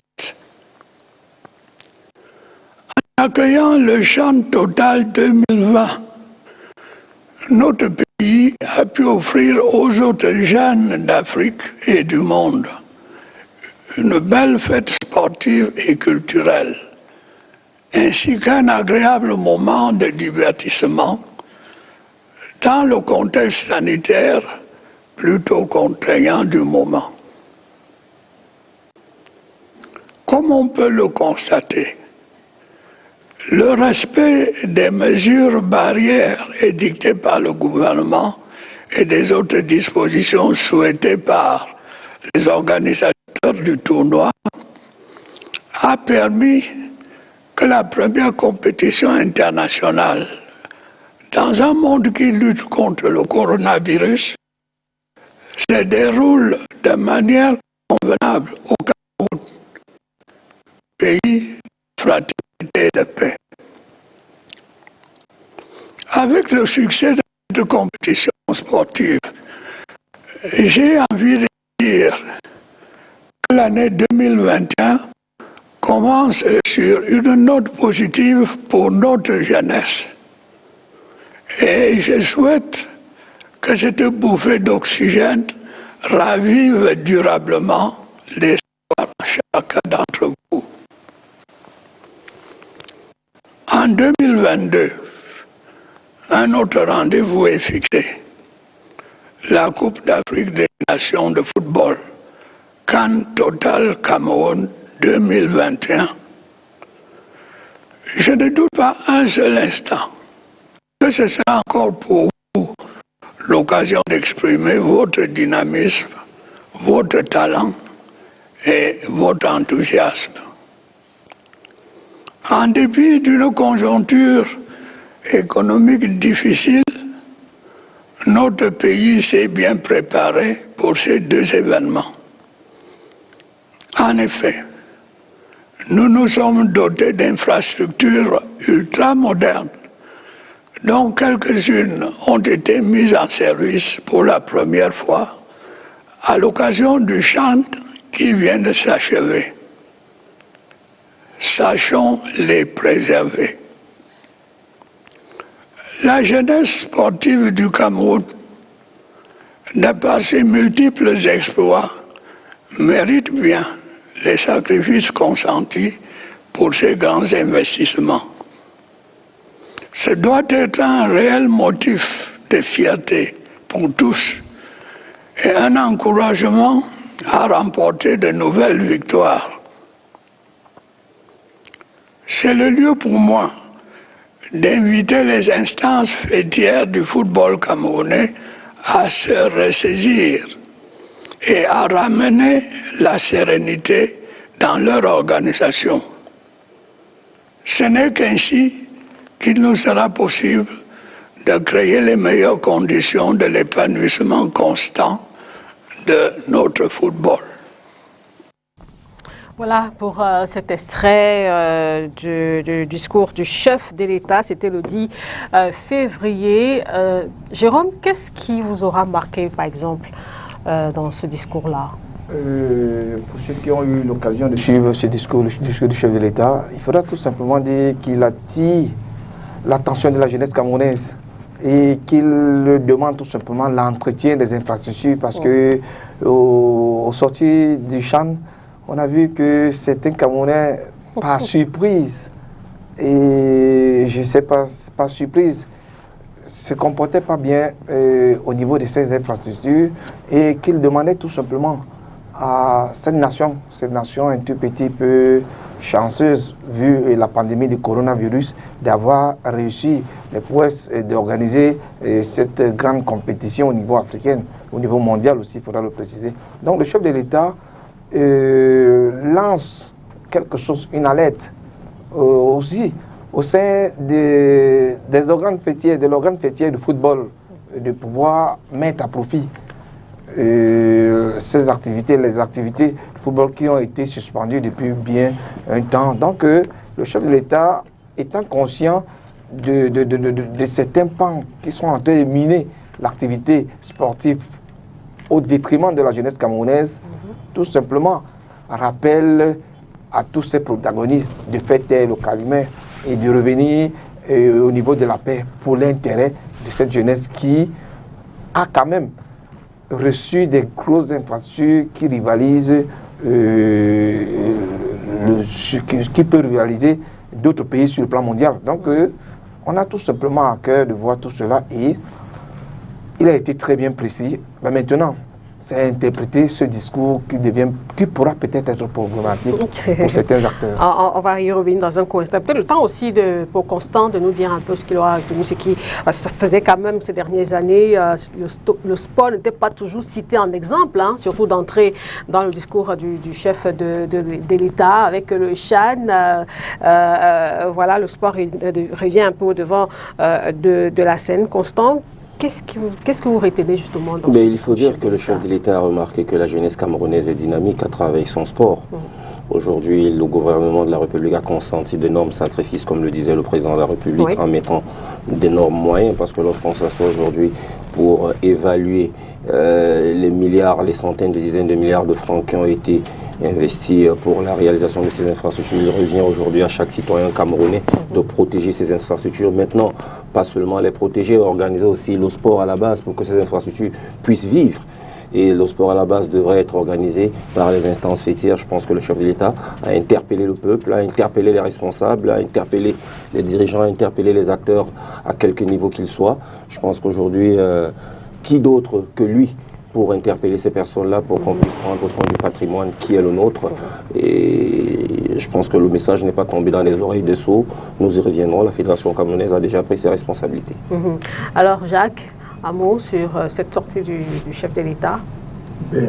Je prends les propos du chef de l'État comme un père qui a longtemps regardé ses enfants dans une bagarre et qui dit maintenant la récréation est terminée. Je vous permets maintenant de vous ressaisir. Rapporter. Voilà. Donc, il dit, je vous permets, parce qu'avant qu'il ne se prononce, il est rare au chef de l'État de parler ainsi du football. Hein. Il est rare, de mémoire, il est rare au chef de l'État de venir à peine voilé dans ses propos, dire maintenant la récréation est terminée. Mais généralement, il laisse faire. Il met l'accent sur les résultats. Pas toujours sur les résultats, non. Il faut le dire, il faut le reconnaître. Ce n'est pas que le président de la République n'intervient pas, mais c'est un homme respectueux des rouages de la gouvernance. Quand vous envoyez un courrier, quand il y a des problèmes et que les courriers vont au ministère et que des courriers sont directement adressés à la présidente de la présidente de la République adresse toujours les retours. Mais il respecte les canaux destinés pour que ça atteigne ceux qui ont écrit, qui sont auteurs de cette initiative ou qui sont auteurs du courrier. Donc maintenant, le chef de l'État, il a brisé tous ces mécanismes et il passe par un discours à la jeunesse. Il dit c'est pour cette jeunesse que je sors. Ça c'est un acte fort. Il dit c'est pour cette jeunesse que je sors et que je prends sur moi de vous le dire. Ressaisissez-vous. C'est-à-dire quoi? La situation est suffisamment grave. Chaotique, il faut le dire, parce que le Cameroun, c'est pas qu'un problème camerounais en fait. Quand le Cameroun met des juristes, je ne sais pas si c'est trop d'intelligence qui nous cause ce problème-là, parce que au niveau même de l'instance juridictionnelle internationale, le TAS, je pense qu'ils doivent être un peu débordés. Hein. Parce qu'à chaque fois qu'ils entendent le nom Cameroun, vous avez une attitude souvent des juristes quand nous on l'a fait, des juristes quand on sait que c'est vous, on dit encore vous. C'est-à-dire que les gens doivent être débordés en haut de toujours juger les problèmes du Cameroun à un certain niveau. Et la FIFA, elle aussi, parce qu'à un certain moment quand on entend le chef de l'État, il vient dire maintenant arrêtez, ressaisissez-vous. Il faut peser les mots. Il dit ressaisissez-vous. Il n'a pas dit X a raison, Y a tort. Il dit ressaisissez-vous. Et ressaisissez-vous, c'est quoi? Ça veut dire que quelqu'un parmi vous, qu'il ait tort ou raison, doit faire un retrait. pour l'intérêt de cette jeunesse pour laquelle je vous préviens de vous ressaisir. Est-ce qu'on l'a fait? Ça, c'est d'un. De deux, il dit ramener la sérénité. Ouais. Parce que le football a longtemps été un creuset de formation de jeunes pour les empêcher d'être des brigands, pour les empêcher d'être oisifs dans les quartiers. Ramener la sérénité. Et cette sérénité, au niveau de la FECAFOOT qui est censée gérer le football au niveau du Cameroun, c'est pas que pour les équipes nationales. Le jeune qui disait je vais jouer au football, je vais être professionnel. Mais quand tu regardes ce chaos, ce Capharnaüm qui est maintenu, mais je pense qu'il perd un peu de qualité dans ce qu'il voulait, il perd un peu Pour ajouter de l'eau à votre vin, c'est comme un élève qui étudie pendant toute l'année et qui à la fin se retrouve face à une année blanche pendant au moins 2 ou 3 ans. Finalement, il va plus étudier. Je pense que le chef de l'État a interpellé les Camerounais à plusieurs niveaux. Aujourd'hui, nous vivons la décentralisation. Il a interpellé les collectivités décentralisées pour que ces personnes-là puissent apporter leur apport au niveau de la jeunesse à travers des infrastructures de base. Parce que ce ne sont pas ces infrastructures de haut vol que les jeunes vont utiliser. Il va falloir des infrastructures de proximité. Tout à l'heure, on parlait de la vulgarisation des différents sports. D'antan, on avait à l'époque les Cansic sans aucune publicité. On avait les Cansic qui avaient à leur sein des aires de jeu, de volley, basket et autres, où sont nés les grands frères comme lui, mon voisin, qui ont plafonné avec le volleyball à une certaine époque. Et heureusement que la Fédération camerounaise de volley aujourd'hui a su s'y prendre à travers la formation de ces jeunes-là, parce que nous n'avons plus ces infrastructures de base. Dieu merci, la commune de Douala 2e a compris à travers... nous allons avoir une commune qui va avoir son premier stade gazonné. Oui. Et je pense que c'est déjà quelque chose. Vivement que d'autres puissent suivre, notamment que d'autres disciplines aussi, que cette commune-là puisse accompagner d'autres disciplines. Maintenant, au niveau des instances qui doivent se ressaisir, je pense que le chef de l'État a tout dit. Il a tout dit. C'est un message à peine voilé, comme vous le dites. Arrêtez d'aller aux tasses, asseyez-vous, mettez de l'eau dans votre vin et discutez. Pourquoi pas? Si vous ne discutez pas et si ça ne va pas, je pense que d'autres mesures vont être prises par le chef de l'État. Surtout que lorsqu'on rentre dans la rétrospective de ces discours antérieurs, le chef de l'État, avant que l'opération Épervier arrive, avait d'abord parlé des préparateurs de la République à une certaine époque, et on a vu ce qui s'en est suivi après jusqu'aujourd'hui. Je pense que nous sommes sur cette lancée-là et les acteurs du football doivent vraiment s'asseoir et se regarder vraiment dans les yeux et que la mauvaise graine puisse être extirpée du football. Tout à fait. Pour justement chuter sur le discours du chef de l'État, comme l'a repris Constant, il dit « ressaisissez-vous ». C'était là-dessus. Voilà. Oui, c'est même toute la quintessence de sa sortie par rapport au football. C'est un mot lourd. Et là, derrière le ressaisissez-vous, nous on a eu des parents, nous sommes parents aujourd'hui. Quand les enfants se chamaillent là, quand nous disons attention, ressaisissez-vous très vite. Donc ça veut dire que derrière, si rien n'est fait, on vous laisse un sursis. Si rien n'est fait, des mesures vont être prises pour corriger cela. Et c'est le chef de l'État qui peut le plus, et surtout que malgré ça, il n'a pas été entendu par une certaine frange d'acteurs du football. Ça, c'est un autre volet. Je voulais juste synthétiser le discours du chef de l'État. Alors, Jérôme, vous avez aussi perçu peut-être la menace à peine voilée. Vous savez, le chef de l'État étant déjà octogénaire, c'est ce grand sage. C'est celui qui ne définit pas. Et on a l'occasion d'avoir un administré d'un club de football sur ce plateau. Donc, il faudra tout simplement dire que le chef de l'État, comme venait de le dire Jacques, n'a désigné personne comme coupable. Il a dit vous tous. Mais les coupables se reconnaissent. Si vous êtes tous dans un plat, vous devez tous vous laver vos mains dans une assiette et vous regardez des yeux pour l'intérêt de cette jeunesse. Parce que si aujourd'hui, Jacques est venu avec ce long projet de rugby. Si au niveau de la Fédération camerounaise de football, certains gens des plus belles lurette n'arrivent pas à s'entendre pour faire démarquer le football au niveau de la nation, et si, malgré la non-compétition, le Cameroun a quand même pu être 4e au niveau du CHAN avec ces 16 pays, il faudra tout simplement dire, le chef d'État regarde un danger profond qui arrive dans les lendemains à court terme, je voudrais dire. Mais maintenant, qu'est-ce qu'il fait? Il les prévient, il n'a sanctionné personne, il a dit méfiance, vous devez travailler ensemble, quelles que soient les divergences. Mais maintenant, à eux d'écouter, à eux d'interpréter comme ils le peuvent. Maintenant, le chef d'État regarde et il pourra tout simplement prendre d'autres sanctions au cas où l'application de ce qu'il a déjà vu n'est pas fait. Alors la bonne question est de savoir, est-ce que ce message justement a été suivi sur le terrain? Hier, je le disais tantôt, on a assisté à une journée de réunion à gauche et à droite au niveau de la FECAFOOT. C'est le président par intérim, Seydou Bobonjoya, qui a tenu réunion avec les clubs par rapport à la relance du championnat, parce que c'est important que le football puisse redémarrer. Et du côté de la Ligue de football professionnel du Cameroun, c'est le président du comité exécutif provisoire, le sénateur Albert Mbida, qui tenait lui aussi une réunion par rapport à la situation actuelle du football. Il a pris un certain nombre de mesures. On va vous permettre d'écouter un extrait justement du sénateur Albert Mbida au sorti de cette réunion hier à Yaoundé. Il faut peut-être leur demander pourquoi ils ne sont pas partis là où il y avait une assemblée générale, alors que ici c'était une réunion interne. Sur ce plan, je ne connais pas très bien les motivations de tout ce ramdam, d'autant plus que ils sont arrivés, la réunion était déjà terminée. Mais je voudrais tout simplement dire, sauf décision de la plus haute autorité, je ne céderai à aucune pression ou à aucune intimidation. Les grandes lignes de notre rencontre de ce matin, c'est que nous avons décidé de suspendre un certain nombre de personnels qui ont violé les statuts de la FECAFOOT et de la FIFA en portant devant les juridictions civiles une affaire de sport. Deuxième chose, nous avons retiré au comité intérimaire qui est de l'autre côté les pouvoirs d'organiser quelques manifestations que ce soit.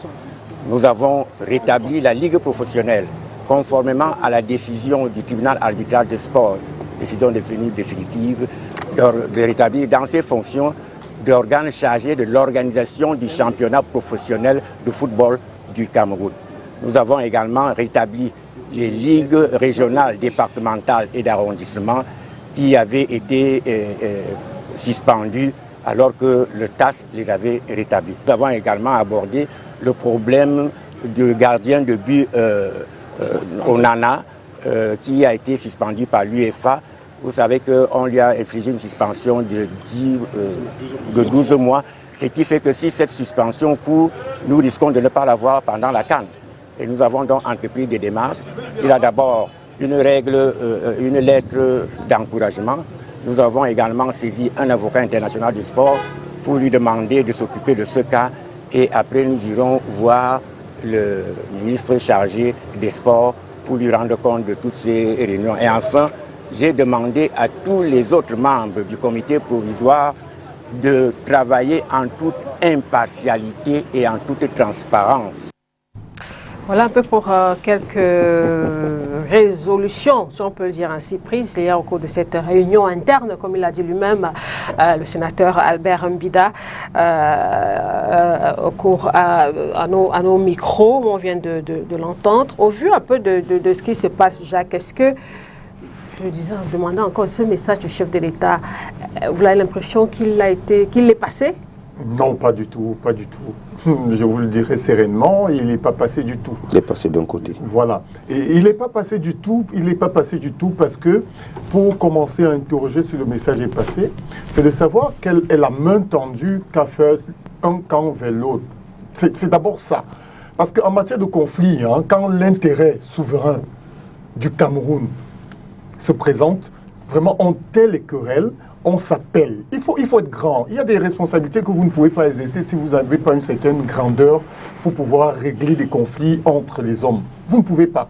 C'est-à-dire que là, je ne sais pas si ça a été fait d'un camp comme de l'autre, où on s'est appelé, où on s'est parlé, avant de ne pas trouver de compromis. Et pourquoi pas mettre les médiateurs indiqués? C'est-à-dire que dire au chef de l'État, Excellence, Monsieur le chef de l'État, vous avez demandé de nous ressaisir. Voilà ce que nous avons entrepris vers l'autre faction pour les ramener à la maison. Je ne prends pas position, Ouais. Je ne prends pas position. Voilà ce que nous avons entrepris pour les ramener à la maison. Ils sont de marbre, ils ne veulent pas faire avancer. Nous voulons une réunion collégiale où on peut au moins d'abord parler, se parler, parce que là, c'est comme des chiens en faïence, là. Donc, maintenant, il faut se parler, essayer de voir ce qui cloche, Parce qu'en réalité, c'est un problème d'intérêt. C'est un problème d'intérêt. Et en ce moment, il faut taire les intérêts, se parler d'abord, et va naître, à partir du moment où on peut déjà s'asseoir et se parler, des ébauches de solutions. On peut faire intervenir maintenant, si c'est difficile, des médiateurs, même de la présidence. Demandons au président, excellent monsieur le chef de l'État, nous voudrons un médiateur commis par vous. Il peut le faire, c'est le père de la nation. Il peut le faire. Donc, qu'est-ce qui a donc été entrepris dans ce sens? Moi, je ne vois pas où le message de ressaisie a été écouté et écouté. Mais déjà, quand on prend des sanctions, moi, je pense que ce n'est pas indiqué. Quand le chef d'État est sorti, il dit ressaisissez-vous, ramenez la sérénité. Ouais. Quand vous sanctionnez, à peine vous avez siégé, vous sanctionnez directement des personnes. Écoutez, vous n'êtes pas dans la voie de l'apaisement ou de l'accalmie. Il faut mettre un frein à certaines actions et peut-être faire prévaloir le sens élevé. Ouais. Élevé du Cameroun, le sens élevé de la patrie. Ça, c'est important. Parce qu'ici, il ne s'agit plus d'une histoire de FECAFOOT. C'est le Cameroun tout entier qui regarde, qui lorgne Tinga. Ce n'est pas que l'histoire du football de la FECAFOOT. Non, le football appartient aux Camerounais. Il fallait voir lors du CHAN. Les biens ont manqué. Tout à fait. Ça montre à suffire que ce n'est pas l'affaire de Tinga, c'est l'affaire de tout le Cameroun entier. Alors, Constant, est-ce que le message du chef de l'État a été suivi selon vous? Le message du chef d'État a été suivi d'un côté, mais d'un autre côté, le message du chef d'État n'a pas été suivi. Oui. Parce qu'aujourd'hui, on voit ce qui se passe sur le terrain. Le copain de mon frère le disait tout à l'heure. À peine, même si vous êtes illégitime, à peine vous siégez, que vous apportez tout de suite des résolutions à tête chercheuse à travers des suspensions. Non, je pense qu'aujourd'hui, tout Camerounais ou tout organisme est libre de se porter en justice lorsque ces personnes-là se sentent menacées ou alors se sentent offusquées ou alors se sentent privées de leurs droits légitimes. Je pense que c'est le droit de tout un Camerounais, de toute organisation qui existe au Cameroun.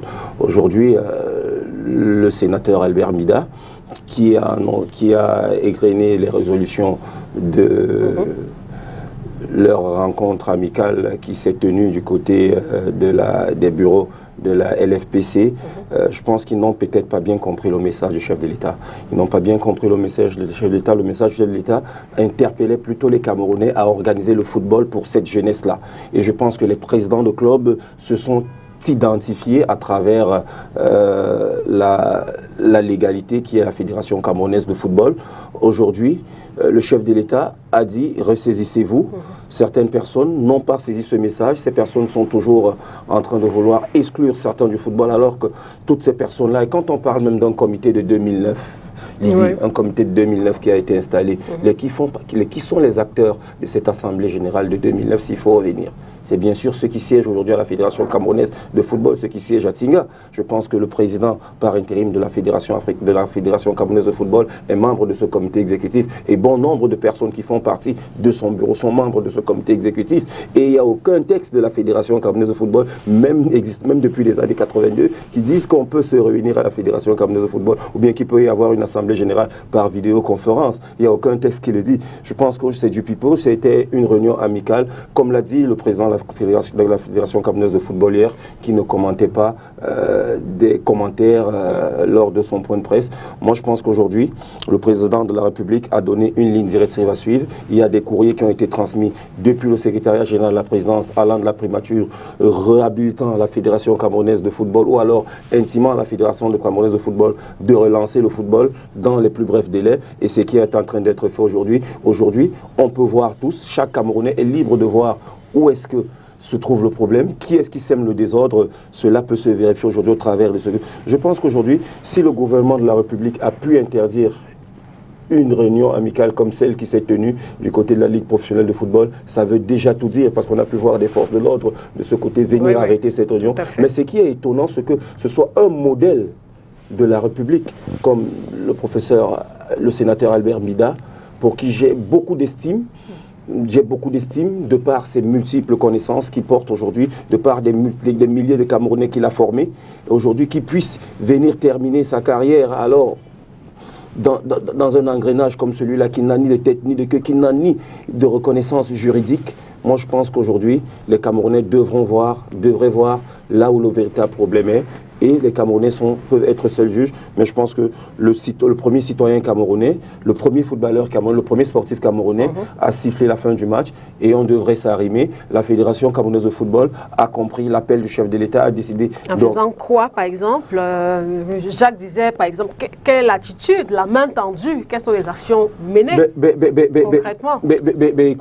Écoutez, la Fédération camerounaise de football, elle est prête jusqu'aujourd'hui à se conformer à toutes les décisions. Les dernières décisions réhabilitent la Fédération camerounaise de football ou alors reconfortent la Fédération camerounaise de football ou alors le bureau du président Seydou Bobondjoa qui assure l'intérim des affaires courantes. Et je pense que c'est ce bureau-là qui a la légitimité de la gestion du football camerounais aujourd'hui. On ne peut pas aller contre la légitimité ou contre la légalité. On ne peut pas aller, je pense que nous sommes peut-être tous unanimes sur ce plateau-là, sur ce point. La Fédération camerounaise de football a tendu la main, a convoqué, a invité les acteurs du football. Ceux qui se sont sentis concernés par le message du chef de l'État sont arrivés à la Fédération camerounaise de football. Et d'ailleurs, c'était d'ailleurs la grande majorité des présidents de clubs qui étaient de ce côté-là. Et la réunion s'est déroulée en toute convivialité. Si ces personnes-là n'avaient pas une légitimité, je pense que cette réunion aurait pu avoir le même sort de la réunion. Il y avait un peu plus de 25 clubs. Il y avait un peu plus de 25 clubs. Parce que certains clubs sont arrivés lorsque les travaux avaient déjà débuté.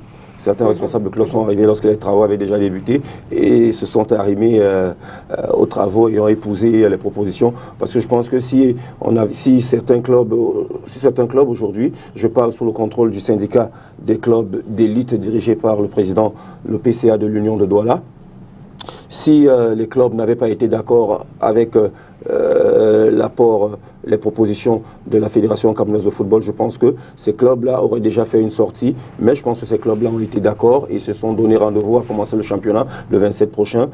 Je pense aujourd'hui, il est inconcevable qu'un comité de gestion provisoire fût-il installé par un bureau de 2009 qui, ma foi, n'a pas été réhabilité par le TAS. Oui. Je laisse les Camerounais seuls juges qui puissent voir où est-ce que le désordre part et quelles sont les personnes qui continuent à plomber le football camerounais. Parce que ce sont les mêmes qui, il y a plus de 10 ans, aujourd'hui, ne font que courir dans les tribunaux, ne font qu'enfoncer le football camerounais. Et il y a déjà des menaces qui planent sur l'organisation de ce championnat à travers certains présidents véreux qui ont un passé lugubre dans le football. Moi, je pense qu'aujourd'hui, le chef de l'État, wait and see. Lorsque le chef de l'État prend un dossier, je pense que le dossier football aujourd'hui est posé sur la table du président de la République et des mesures vont s'en suivre. Mais pour l'instant, les légalistes ou alors les républicains vont continuer à œuvrer pour que ce football-là puisse se jouer. Mais maintenant, je pense qu'il faudrait aussi avoir un apaisement. Il faudrait plutôt avoir une main tendue de la part. Je pense que si le professeur Albert Mida s'était positionné comme un rassembleur et non comme celui-là qui vient prendre des mesures disciplinaires ou alors qui vient sanctionner, comme il vient de le dire, certains responsables de la Fédération camerounaise de football qui sont aussi des acteurs du football parce que ce sont des ouvriers du football. Ils sont des acteurs du football. Il n'est pas lorsqu'on écoute ces déclarations, il n'est pas dans une logique d'apaisement, il n'est pas dans une logique de rassemblement. Ce sera très difficile. Seul, d'ailleurs, le TAS a appelé la FIFA à se prononcer dans quelques jours.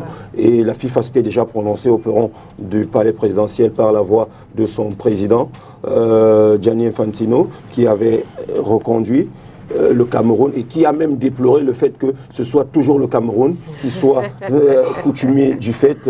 Moi déjà aujourd'hui, en tant que dirigeant, je suis plus concentré à organiser la saison de Lions blessés de Foutouni. Le plus important aujourd'hui pour nous, c'est de jouer et nous allons jouer. Je pense que la Fédération camerounaise de football a pris des dispositions pour qu'on puisse jouer. Nous allons jouer dans les jours à venir et nous espérons simplement que la calmie va revenir et que ceux qui sont passés de l'autre côté du côté de l'illégalité puissent retrouver la raison et qu'ensemble on puisse construire le football camerounais pour qu'on puisse aller lors du prochain CHAN avec nos jeunes, qu'on puisse arriver en finale. D'accord. Peut-être avant de poursuivre, Jérôme aussi, l'analyse que vous faites par rapport à ces différentes sorties au lendemain du discours du chef de l'État.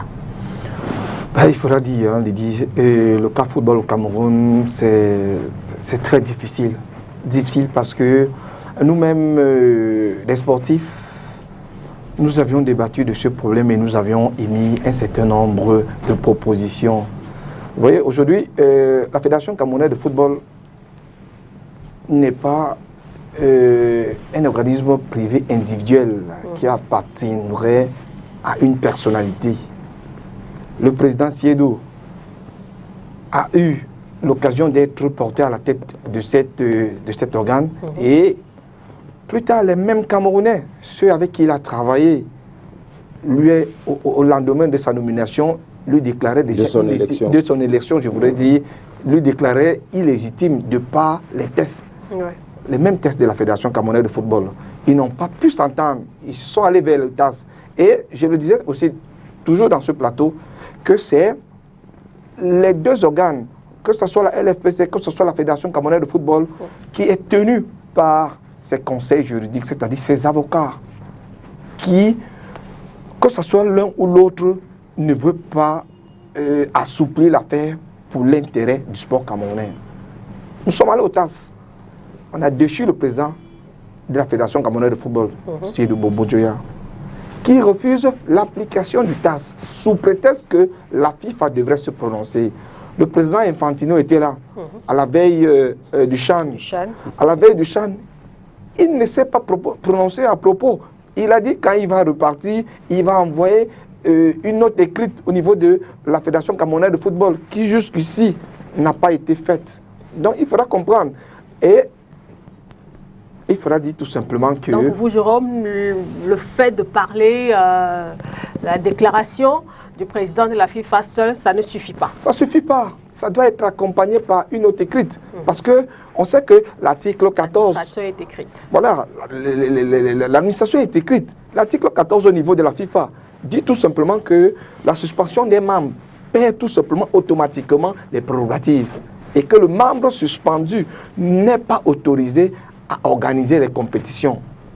Lorsque l'organe de 2009 se fait fidon de cet article dans son alinéa 3, interprète aussi, même si dans la légalité, je ne sais pas, je ne suis pas bien placé pour savoir tout ça, si c'est l'organe de 2009 qui se doit de recommencer, de reprendre cette activité sportive en main au niveau du football. Donc ça fait que dans tout cet imbroglio, nous sommes également garés parce que le TAS, nous sommes tous allés au TAS et la Fédération camerounaise de football, qui est l'organe fêtier dans le plan organisationnel du football, qui a donné quitus à la LFPC sur le plan organisationnel du football professionnel. Alors qu'à un moment, n'arrive pas à se joindre pour pouvoir, je ne sais pas, taire les querelles pour l'intérêt du football de la nation. Alors, c'est la Fédération camerounaise de football qui décide de donner quitus à la LFPC. Ok, toi, tu es en charge de l'organisation du football professionnel sur le territoire national. Mais à quel moment il y a quoi? À quel moment il y a quoi? Parce que la Fédération camerounaise de football veut toujours avoir une même mise au niveau de la LFPC. Et voulant avoir donc cette même mise, ça a généré un certain nombre de tensions qui jusqu'aujourd'hui fait subir les acteurs de football camerounais. Les deux réunions qui se sont tenues hier du côté de Yaoundé, nous avions eu à peu près des informations, qu'ils soient réelles ou pas. Et ça dépend de quelle posture on appartient. Si on appartient à la Fédération camerounaise de football, on a certaines informations. Si on appartient à la LFPC, on a certaines informations. Au niveau de la LFPC, le président Albin Bida dit que c'était lui le premier à demander... le président du comité exécutif provisoire de la FECAFOOT, hein, parce que ça, il faut le préciser. Voilà. Le président Albin Bida était celui-là qui a demandé en premier cette réunion. Après, la Fédération camerounaise de football a aussi programmer la réunion le même jour. Donc, moi, ce qui me cœur un peu dans cette discorde, c'est directement la sanction. Lorsque le chef d'État a dit un peu de paix, récessez-vous, il devrait, une fois de plus, ils ont fait ça au Premier ministère. On a invité les dirigeants de la LFPC, on a invité les dirigeants de la Fédération camerounaise de football, avec le ministre des Sports, avec certains responsables au niveau de la primature, de bien vouloir s'asseoir et de trouver un consensus pour la sortie de cette crise. Mais maintenant, jusqu'ici, ça n'a pas été fait. Encore plus hier.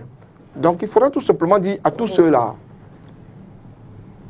qui, je ne sais pas, chacun interprète la loi en sa faveur. C'est ça la difficulté de faire qui est là. C'est que chacun interprète ses lois en sa faveur. Le TAS a dit le président de la fédération camerounaise est illégitime. Ne doit plus rester dans ce siège-là. Il n'a pas fait appel. Ou alors, contrairement, peut-être le président Constant qui est sur ce plateau me dira le contraire. Maintenant, le président de la FIFA qui arrive au Cameroun dit le comité, la fédération camerounaise de football doit être pilotée par un comité provisoire et on garde les mêmes personnes en place. Pour assurer l'intérim en attendant l'organisation de nouvelles élections. Est-ce que ce n'était pas peut-être la solution la plus facile quand on sait qu'on sort de deux normalisations? Peut-être que ça aurait été la solution la plus facile parce que, eu égard à ce qu'on a vu par le passé des comités de normalisation, comment ils se sont occupés de cette gestion, peut-être. Mais si autour du football, d'autres n'en veulent pas ça, on a déchu le président Bobo Dioya. De par le TAS, ce n'est pas les Camerounais. Alors qu'est-ce qu'il faut faire en ce moment? Ça, c'est la question. Que la FIFA dise, ok, si la FIFA dit oralement, de par son président, de rester, de garder Bobo Dioya, qu'il envoie une note qui accompagne et qu'on relance les activités sportives au côté du Cameroun. Mais si ce n'est pas ça, il faudra dire, ça deviendra très, très, très difficile parce que, évidemment, les deux parties, l'une ou l'autre ne veut pas laisser, ne veut pas être souple pour pouvoir gérer. Réagir, Non, je vais un peu réagir à ces propos de tout à l'heure. Moi, je pense que tout à l'heure, on l'a si bien dit sur ce plateau, la Fédération camerounaise de football n'est pas venue s'émixer d'elle-même au niveau de la Ligue professionnelle de football. Je dois vous dire que l'avant-dernière saison, si la Fédération camerounaise de football n'était pas venue en sapeur-pompier, le championnat professionnel au Cameroun, les championnats professionnels ne seraient pas allés à leur terme. La Fédération camerounaise de football est plutôt venue siffler la fin du match. Pourquoi? Parce qu'il y avait une cacophonie terrible au niveau de la fédération, au niveau de la ligue professionnelle de football. Et aujourd'hui, la Fédération camerounaise de football a dû prendre ses responsabilités sur l'amateurisme de l'organisation du championnat qui se passait du côté de la ligue professionnelle de football. Et face à cette situation-là, la fédération a pris ses responsabilités et a dû terminer un championnat. Vous êtes sans ignorer qu'avant qu'on ne retire les compétences, la Fédération camerounaise de football ne retire ses compétences à la Ligue professionnelle de football, il y avait une grève des clubs qui étaient déjà mécontents de la gestion de l'exécutif de la Ligue professionnelle de football. Et la Fédération camerounaise de football, qui est dépositaire du football au Cameroun, a bien sûr sifflé cette mi-temps-là, question de bien organiser ce championnat. Et on a pu voir à travers ce championnat qui n'a pas pu aller à son terme grâce malheureusement à la pandémie, dû au fait de la pandémie qui sévit en ce moment sur le plan mondial. Mais maintenant, donc, pour revenir sur vos propos de tout à l'heure, vous disiez dire que la Fédération internationale de football, FIFA Association, a pris acte de la décision du TAS. Mais le TAS a laissé libre recours à la FIFA de prendre des décisions pour la Fédération camerounaise de football. Et c'est dans ce cadre-là que le président de la Fédération internationale de football, Association Gianni Infantino, a préféré, parce que nous sortons d'énormes normalisations, nous sortons de 2 normalisations qui ont coûté une bagatelle de beaucoup de milliards de francs à la FIFA. Lorsqu'il y a normalisation, mais vous êtes cloués. Je voudrais réagir justement pour dire qu'il y a 2 mots. Il y a la légitimité, il y a la légalité, qui ont été évoqués sur ce panel. Maintenant, la légitimité, ce sont les clubs. Hein. La légitimité, c'est où sont les clubs? Où sont les clubs? Où sont la majorité des clubs? La légitimité, c'est ça. Où sont les clubs qui vont jouer ce championnat? Parce que sans club, il n'y a pas de championnat. Il n'y a pas de championnat. Tout à fait. Même si la FECAFOOT existerait, elle va plus exister au niveau national avec des compétitions seniors. Parce que les clubs seniors qui constituent l'élite n'y sont plus. Ça, c'est d'un. Maintenant, au niveau de la légalité, c'est-à-dire que tous vos documents de juristes, de tout ce que vous voulez évoquer, le chef d'État le sait, vous les avez pleins. Il est même content de vous au niveau du football parce que vous savez porter le droit camerounais au niveau du TAS, gagner, perdre et autres, montrer. C'est-à-dire que corriger même les juristes du TAS de redire le droit. Il le sait, vous êtes fort. Mais là, ce n'est pas ce qu'il vous a demandé. Il vous a investi d'une mission de ramener la sérénité au sein du football camerounais. Et il vous a donné le passage forcé. Ressaisissez-vous. Et c'est très important. Ressaisissez-vous, savez également dire, tout à l'heure vous avez évoqué, je vous ai vu vraiment plus calme quand vous êtes revenu en disant non, on tend la main, on essaie de faire des choses. C'est là où on attend les responsables après le discours du chef de l'État. La calmie ne peut se poser qu'en tendant la main. Et c'est comme ça qu'on va résoudre ce problème. Si c'est les juristes, le Cameroun est prêt à aller acheter même des juristes internationaux en dehors des Camerounais, de revenir pour parler du droit. Depuis combien d'années on parle de droit, le football camerounais n'a pas avancé. Je vais vous citer quelqu'un que j'ai eu la chance, un aîné, un père même, que j'ai eu dans le sport à rencontrer ici sur ce plateau, avec lequel j'ai travaillé. Le capitaine Feutier, dans un journal de La Place, il dit « Laissez la FECAFOOT travailler comme l'a dit la FIFA, le tas c'est méchant ». Écoutez ce qu'il dit. Le journal est là. Écoutez ce que le capitaine Feutier dit. Le capitaine Feutier était aux côtés d'Abdourahmane. Il était soutenu par le grand frère Abdourahmane sur ce panel. Ce jour, nous avions également émission ici. Mais c'est le même capitaine Feutier, doté de toute l'expérience qu'il a dans le domaine et de tout ce qu'il a parcouru, parce que je suis sûr qu'il a dépensé financièrement, d'énergie, de son temps et tout ça pour soutenir la cause. Mais aujourd'hui, lui, il se positionne, il dit « Laissez travailler les gens de la FECAFOOT. Les instances même de la TAS, là, ils ne sont pas sérieux, entre guillemets, par rapport, si on veut interpréter les dires. Donc, ça veut dire quoi? Ça veut dire que le problème n'est plus un problème de jugement. C'est un problème de mettre l'intérêt suprême. Autant le président Sédou Bobo Dioya doit faire l'effort de ramener les dissidents, ou je ne vais pas traiter de dissidents, là j'enlève mon mot, les protagonistes de l'autre côté pour retrouver quelques sièges à la maison. C'est ça le consensus. Il faut s'élever, donner des responsabilités. Il faut responsabiliser les gens. Si vous le faites, je vois que vous avez une partie, vous avez pris également part à cette réunion. Si vous le faites, vous avez des éléments à soumettre devant le chef de l'État, parce que ce n'est plus le droit. Nous ne sommes plus en matière de droit. Nous avons traversé le cap. Le chef de l'État est sorti. Et là, vous pouvez dire au chef de l'État, Excellence, voilà tout ce que nous avons fait pour ramener ces gens et reconstruire. Voilà comment nous comptons ramener tous les enfants de ce pays autour du football. Mais je pense que le chef de l'État a donné un dernier ultimatum. Et après cet ultimatum, je pense que beaucoup de choses vont se passer. J'en suis sûr. Moi, je Ressaisissez-vous. La fédération, permettez-moi, la fédération n'est pas fermée aux acteurs du football. Les acteurs du football vont au quotidien à la fédération. Tous sont conviés tous les jours. Je pense que le président Seydou, en dehors des réunions convoquées régulièrement, est ouvert tous les jours à rencontrer les acteurs du football, à discuter avec eux et à porter de l'eau dans son vin. Je pense qu'au lendemain de la réhabilitation de la Ligue professionnelle de football, il y a eu un tête-à-tête à la Fédération camerounaise de football entre le général Pierre Semengue, président de l'ex-Ligue professionnelle de football, qui elle-même a été dissoute par les clubs. Ce qu'on semble oublier. Oui. Vous avez parlé de légitimité et de légalité. Oui. Les qui ont la légitimité, ce sont les clubs. Oui, ces clubs qui ont la légitimité ont dissous dans leur assemblée générale de Mankomo la Ligue professionnelle de football. Sur ce point-là, personne ne s'y attarde. Mais c'est parce qu'il y a des intérêts de certaines personnes, comme vous le disiez, aujourd'hui, qui se réunissent sous la bannière de l'Assemblée générale de 2009.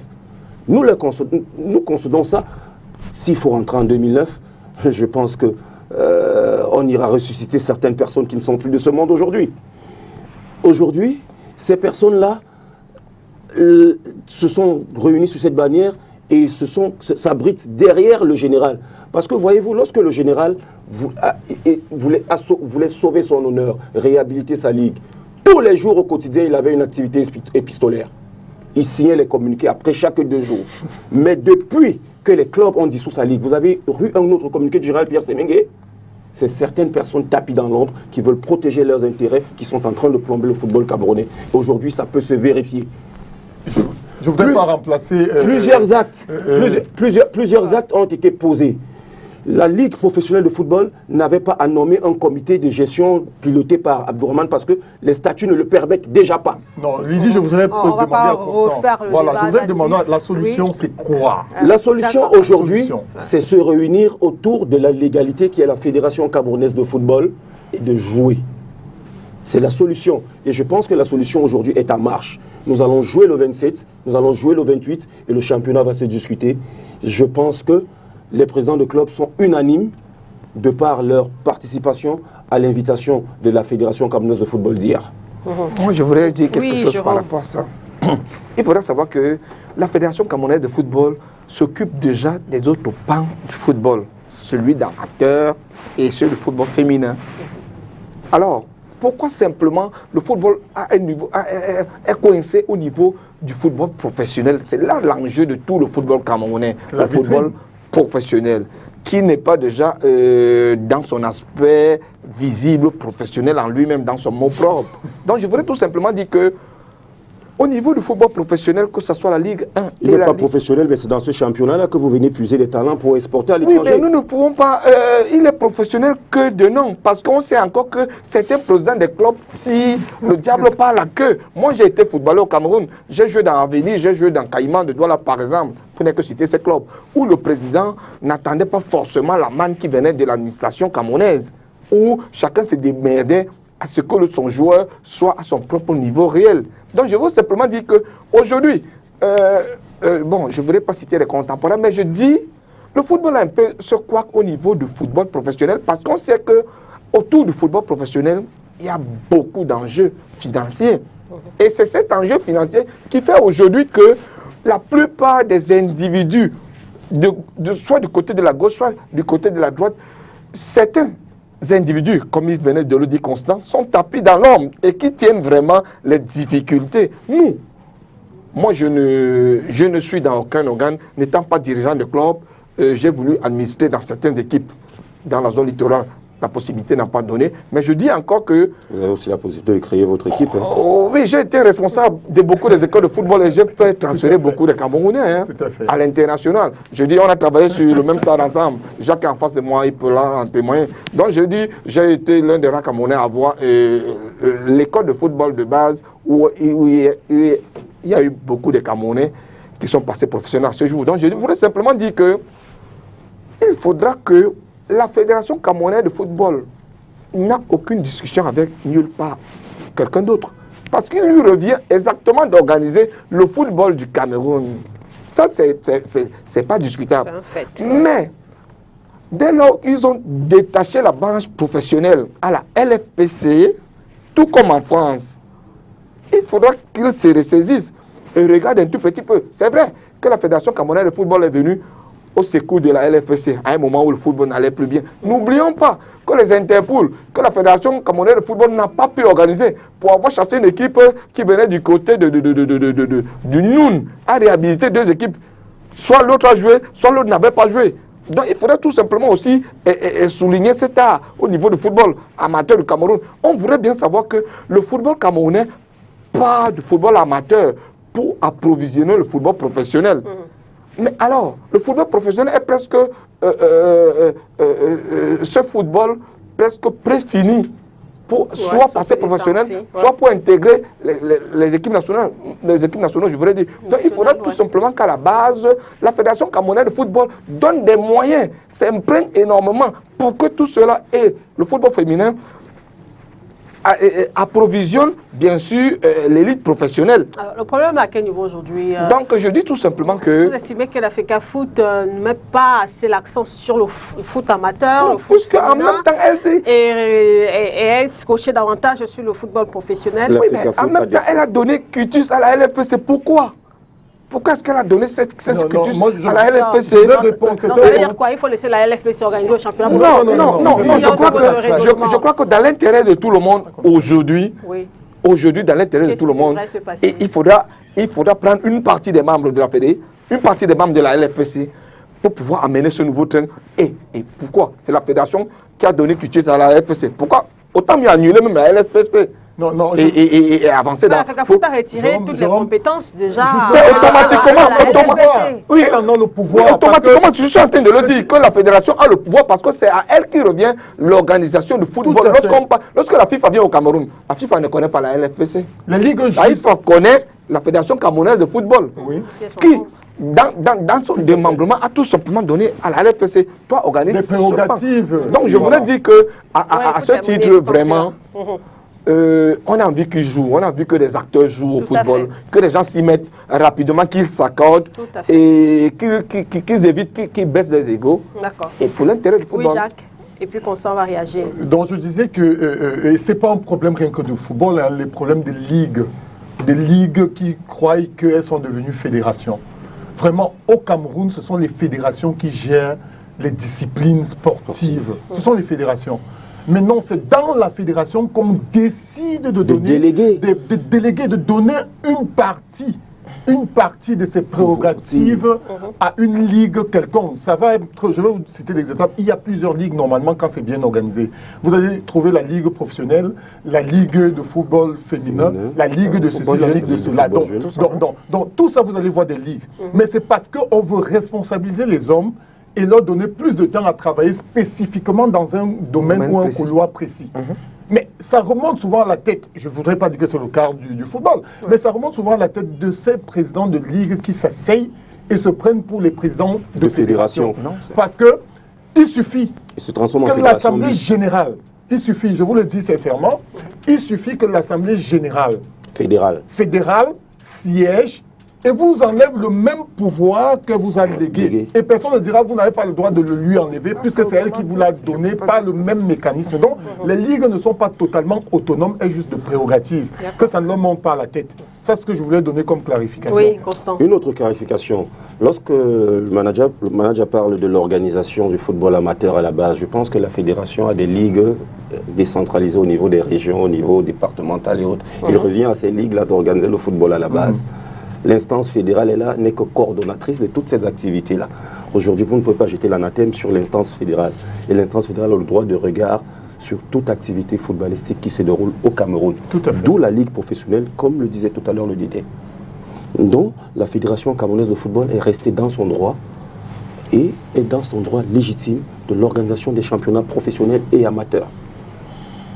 Alors aujourd'hui quand même, toujours hier, hein, la sortie du tribunal, les sorties même du tribunal arbitral du sport, par exemple dans ce courrier, voilà, où le TAS demande au président Sédou Bobondjoya de se déterminer d'ici le 26 février 2021 sur le courrier de Maître Elomo Manga, en particulier sur la validité de l'Assemblée générale extraordinaire du 2 février 2021 et sur la désignation d'un comité exécutif provisoire qui est dirigé par le sénateur Albert Mbida.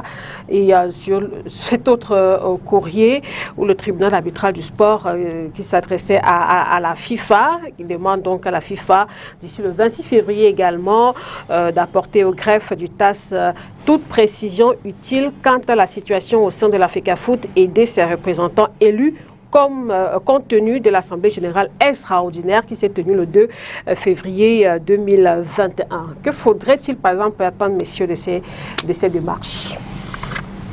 Personnellement, je veux vous dire, c'est des courriers supplémentaires. Non, moi je vous le dis sincèrement, hein, c'est des coups. On a vu, on nous a parlé d'un changement. J'ai eu l'occasion de rencontrer sur des panels ou des plateaux de télévision ou de radio ces responsables de football. Donc on a eu ça et ce sont des courriers supplémentaires. Je vais vous dire pourquoi. Quand les courriers de justice pleuvent, qu'est-ce que ça a changé au football, sincèrement? Qu'est-ce que ça a changé? Rien du tout. On n'a pas organisé le CHAN. Est-ce que ça nous a bloqué d'organiser le CHAN? Non, pas du tout. De deux, la FIFA, en réalité, a pris une position à peine voilée. Il faut le reconnaître. La FIFA voudrait que parce que Jérôme l'a dit tout à l'heure, il a dit non, l'administration est écrite. Mais quand aux responsables, en termes diplomatiques, parce que la FIFA est comme un pays, comme un grand pays, comme un pays qui rassemble le monde quelque part. Et les intérêts de la FIFA sont ceux du monde.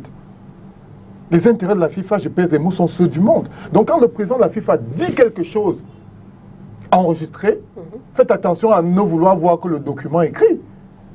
Est-ce que vous comprenez? Il vous montre la direction ou une certaine position qui est la leur par rapport à la situation. La FIFA a ses propres textes aussi. Oui, mais c'est pour ça que le TAS somme la FIFA de clarifier sur le cas Cameroun. Voilà. C'est pas écrit. Il ne s'agit pas qu'Infantino arrive et que les journalistes tels marqués dans les autres, et qui dit au Cameroun, ça va. Cette clarification, je suis en train de vous dire que cette clarification ne va pas déroger. D'accord, peut-être tant que Nono viennent ranger le micro de Jacques. Pour vous, aujourd'hui, Jérôme, c'est important. Vous l'avez d'ailleurs souligné tout à l'heure, hein, qu'il faut une note. Oui, automatiquement. L'administration est écrite. comme je le dis, vraiment, que les gens de la Fédération camerounaise de football, qui font déjà un très bon boulot, ça, moi, je ne les accuse pas, ou alors, je ne connais même pas comment ça se passe là-bas à ce niveau-là. Mais je dis, tant que le TAS a sorti une décision, tout le monde a voulu qu'on aille dans une décision de justice. Le TAS a rendu sa sentence. Elle est applicable ou pas? Dès lors où elle est applicable, qu'on l'applique. C'est tout. Maintenant, le TAS a pris pour décision de remettre à la FIFA de gérer le cas Cameroun. La FIFA s'est prononcée sur ce cas. C'est pour ça que le courrier qui arrive au niveau de l'IDI nous rappelle que Infantino, qui est le président de la Fédération internationale de football, doit rapidement définir au niveau du TAS la position Cameroun. C'est de ça qu'il s'agit. Si on maintient tout le comité, je veux dire tous les membres de la Fédération camerounaise de football, qu'ils le fassent par écrit, là, en ce moment, la Fédération camerounaise de football aussi peut s'appuyer sur cet élément pour dire, ok, voilà ce que le courrier qui nous vient de la FIFA, voilà ce qu'elle dit et tout ça. Donc, il faudra bien que ça soit ça. D'accord, Jacques, Oui. vous pouvez poursuivre. Oui, je disais justement que quand un haut dirigeant comme celui de la FIFA se prononce sur une situation comme celle du Cameroun, le courrier, il est important. Mais commencez déjà par comprendre qu'il ne va pas s'éloigner de ses propos tenus. Parce que ce ne sont pas des personnes qui parlent à l'emporte-pièce. Est-ce que vous comprenez ce que je veux dire? Donc, quand il dit que laisser la FECAFOOT, notamment j'ai vu des notes qui venaient de la présidence qui demandaient à la FECAFOOT de Sédou Bobo-Dioula d'organiser le championnat après le litige avec la LFPC. Oui, j'ai vu ces notes-là. Donc, à partir de ce moment, la présidence s'est prononcée. S'est prononcée par une situation. Et le Cameroun ne peut pas tomber parce que certains Camerounais ont refusé de faire avancer le football au Cameroun. Tout à fait. Donc, il y a des décisions de souveraineté qui peuvent tomber. Il faut faire très, très attention. Donc, si on n'est pas plus Camerounais que l'autre. Donc, privilégions le consensus, privilégions la voix dressée par le chef de l'État lui-même à travers les différents courriers sortis de la présidence de la République. Tendons la main aux autres pour être en famille autour de ce football. Taisons les intérêts, trop égoïstes parce que un peu égoïste, ça peut aller. Mais trop égoïste comme c'est le moment, c'est très, très compliqué pour la suite. Alors, Constant, s'il faut attendre peut-être une issue au niveau du tribunal arbitral du sport, ou alors, comme suggère Jean Gongsou, trouver un consensus sur le plan interne? Écoutez, le tribunal arbitral du sport a déjà notifié le président de la Fédération camerounaise de football à travers un courrier où il devrait se prononcer. Je vais vous dire d'abord au TAS avant d'en venir à votre question. Même vous, Lydie, vous êtes à même d'écrire au TAS, interpellant un club ou alors, et le TAS va vous répondre. Même la vendeuse de beignets qui est en bordure de route peut écrire au TAS, et le TAS va répondre. Donc je pense que c'est déjà une reconnaissance du TAS de ce que la FIFA a mis un comité provisoire dirigé par a mis un bureau intérimaire dirigé par Sédou Bobo-Dioula. Ça, pour ceux qui ne savent pas lire entre les lignes, c'est ce qui est déjà fait aujourd'hui. Aujourd'hui, la FIFA, le même TAS redemande à la FIFA de se clarifier sur la situation Cameroun. Ça veut dire que le comité transitoire, provisoire, machin, qui a été créé par un groupuscule d'amis, n'est pas reconnu aujourd'hui par le TAS ni par la FIFA. Maintenant, ce qu'il faudrait faire, on l'a déjà dit sur ce plateau à plusieurs reprises, je ne vais pas me répéter, il faudrait mettre de l'eau dans son vin. Et au jour d'aujourd'hui, l'arbitrage a déjà été fait, même par le sommet de l'État, à travers ces multiples courriers qui tuent à la Fédération camerounaise de football de relancer l'activité football au Cameroun. Je pense que là, sur ce point, nous ne devons plus tergiverser. C'est clair, comme de l'eau de roche. Vous êtes d'accord, Jérôme? Oui, ben, il a tout dit, hein, Constant. Je crois que moi, je ne prends pas position. Je dis encore, il revient à la Fédération camerounaise de football. Oui, les décisions du TAS, puisque le TAS remet à la FIFA de clarifier. Et tel que le président Infantino nous l'a dit à la veille du CHAN, il devrait automatiquement avoir un penchant déjà. Et non pas donner une autre possibilité aux dirigeants de la LFPC. Donc, tout simplement, c'est de savoir que la Fédération camerounaise de football devrait gérer le football camerounais et qu'elle ramène autour d'elle des personnes ressources pour mener à bien tout simplement ce championnat qu'on attend aussi longtemps que ça. On a eu certains de nos joueurs qui sont partis de partout, au Rwanda, en Tanzanie, au Tchad et autres, pour se mettre en activité. Donc, on a à cœur, avec des infrastructures nouvelles que nous avons reçues du gouvernement, particulièrement du chef de l'État, auquel on peut dire merci, de voir que tout le monde aujourd'hui court d'aller au stade et pour voir non seulement ces infrastructures et voir aussi la nouvelle donne de la jeunesse camerounaise sur le plan footballistique. Alors, est-ce qu'aujourd'hui, quand même, le regard externe que vous portez sur le foot, Jacques, est-ce que toutes les conditions sont réunies pour qu'on puisse relancer le championnat de manière sereine, justement? Bon, toutes les conditions réunies, je dirais non. Je dirais non, mais on peut commencer. Parce qu'il faut attendre de réunir toutes les conditions, on ne va jamais commencer. Donc, on va, au fur et à mesure, il y a le minimum de conditions requis pour commencer. On peut commencer. Mais dire qu'on va attendre que tout soit là, non, on ne pourra pas attendre ce tout-là. Maintenant, qu'est-ce qu'il faut comme minimum? Il faudrait que les présidents de clubs aient le budget nécessaire pour pouvoir conduire jusqu'à la fin de la compétition leur équipe. C'est ça, de ça qu'il est question. Il y a un budget qui est voté, il y a les déplacements, il y a les droits d'hôtel, il y a la nutrition, il y a les indemnités, ou si vous appelez ça salaire au niveau de la LFC. Donc il y a beaucoup de choses qui doivent entrer en jeu avant de pouvoir dire que tout est parfait. Mais s'il y a le minimum, ça peut démarrer et il faudrait qu'on démarre. On a déjà pris trop de retard. Jérôme? Moi, je voudrais dire tout simplement que la fédération camerounaise s'appuie sur beaucoup d'éléments pour pouvoir relancer ce championnat. Excepté peut-être les fonds qui nous viennent du côté du gouvernement, il y a aussi des partenaires, il y a des annonceurs qui se sont déclarés. Donc, on espère tout simplement que pour ceux qui auront l'occasion de jouer au football au Cameroun, peut-être que cette fois-ci, ils auront de quoi avoir de punch sur la dent. Donc, on espère tout simplement, parce que je crois que c'est aussi ça un peu le nerf de la guerre, parce que la RFPC nous a dit, nous avons des partenaires. La Fédération camerounaise nous a dit, nous avions des partenaires. Peut-être que c'est à ce niveau qu'il y a tellement d'enjeux et autre chose. Mais aujourd'hui, on les prie tout simplement de bien vouloir taire les querelles et de relancer le football pour l'intérêt de tous. Mais est-ce que c'est possible? Bon, est-ce que c'est possible pour l'instant? Taire les querelles là maintenant. Avec les deux réunions qui se sont tenues hier, vraiment, je crois que la forte décision, Jacques l'a si bien dit, tout le monde ne peut pas être à l'unanimité. Il y aura toujours ceux qui seront soit du côté gauche et d'autres du côté droit.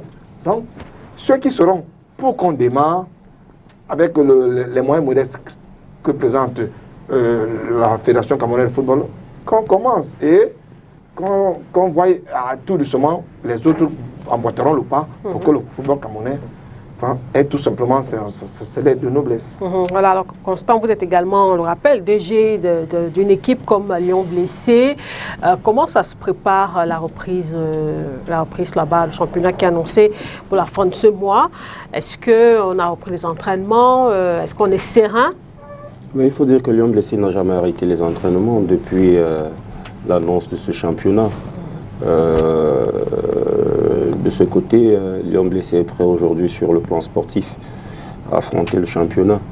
Maintenant, les aléas qui vont avec, est-ce qu'on pourra y aller? Nous allons y aller. Pourquoi? Parce que nous sommes des républicains et l'important pour nous, c'est de faire jouer ces jeunes-là qui ont déjà des fourmis dans les jambes et qui demandent des matchs amicaux au quotidien. Et pour nous, les matchs amicaux, ce n'est pas suffisant. Il faudrait déjà la compétition. Donc je pense qu'aujourd'hui, les acteurs de football, une fois de plus, devraient se retrouver et se dire, bon, nous mettons la politique de côté, nous laissons taire nos égos, nous avançons. C'est le cas de Coton Sport de Garoua, pas seulement Lyon Blessé. C'est le cas de d'autres clubs qui s'entraînent au quotidien et qui payent les primes d'entraînement, pour la plupart, qui payent même les salaires des joueurs, qui payent les salaires des entraîneurs. Et vous voyez, plus cette crise perdue, qui sont perdants? Ce sont les présidents de clubs, parce que ce sont les premiers à mettre la main dans la poche. Parce que je vais vous dire, que ce soit la subvention de l'État, que ce soit celle de la Fédération camerounaise de football, que ce soit les apports des différents mécènes qui accompagnent le football professionnel au Cameroun, si vous faites 7 à 6 mois, 1 an, sans jouer, mais vous continuez à payer des salaires, vous n'avez pas de spectacle, vous êtes perdant. Vous êtes perdant parce que déjà vous n'avez pas de droit télé au Cameroun, les stades ne faisaient pas une véritable rentabilité. C'est difficile pour ces présidents de club, c'est difficile pour le conseil d'administration, les conseils d'administration de ces clubs-là de pouvoir continuer. Je veux dire, il y a certains clubs professionnels, UP même, qui ont dû envoyer leurs joueurs en congé pour reprendre bien après. Et on a pu voir certains footballeurs devenir soit cordonniers, soit... C'est difficile et c'est même alarmant. Je pense qu'il est grand temps qu'on écoute tous le message du chef de l'État et qu'ensemble on puisse se mettre pour pouvoir rebâtir ce football, qu'on arrête plutôt de commencer à exclure ci ou cela, de chercher des dirigeants, bon, je ne vais pas gérer avec tel, je ne vais pas gérer avec tel, vaudrait mieux l'exclure. Je dis non, il faudrait qu'on s'asseye et qu'on essaye de voir. Et même lorsqu'on est fâché, la Fédération camerounaise de football, les textes de la Fédération camerounaise de football ont des voies de recours internes qui permettent à ce qu'on puisse aboutir à certaines solutions. C'est vraiment difficile pour les présidents de club et je pense que tel que ça a été annoncé par la Fédération camerounaise de football par la voix de son président intérimaire, c'est une décision salutaire de reprendre le championnat le plus tôt, à savoir le 27 et le 28, pour les clubs, pour les dirigeants, pour les joueurs, pour les entraîneurs qui sont les premiers à être frappés par les guéguerres de ces différentes instances. Et la tutelle dans tout ça, Jacques? Ben écoutez, hein, le football il est tellement compliqué que la tutelle elle-même, elle a du mal à se positionner, il faut le reconnaître. Parce que la FECAFOOT, à un moment, c'est considéré même comme une fédération à part entière. C'est-à-dire qu'elle ne dépendait même pas du ministère des Sports. Vous connaissez ce conflit? Non, pas du tout. Voilà, donc. Non, on l'a vécu, hein, on l'a vécu. Donc, le football camerounais est très sensible et en même temps, il est géré par des requins. C'est-à-dire qu'on ne s'amuse pas au football camerounais, notamment à la direction du football camerounais, on ne s'amuse pas là-bas. Donc même le ministre, pour se positionner, il doit réfléchir à deux fois. Heureusement Voilà. que c'est un homme de droit. Voilà. Heureusement que c'est un homme de droit qui sait comment manier ces tests-là. Sinon, Oui, il est vraiment, je politique. crois qu'il aurait perdu sa tête depuis. Hein, parce que le ministre Moël Kombi, de temps en temps, il dit asseyez-vous et j'ai besoin que vous me donnez tout simplement un consensus en la faveur du football. Jusque-là, ça... Mais il y a un moment... Lorsque vous avez... Non, si il y a un moment, je voudrais chuter. Avec votre permission, le Oui, temps pour oui. moi, avec votre permission, vous pouvez rien me refuser d'ailleurs. Non, allez, content.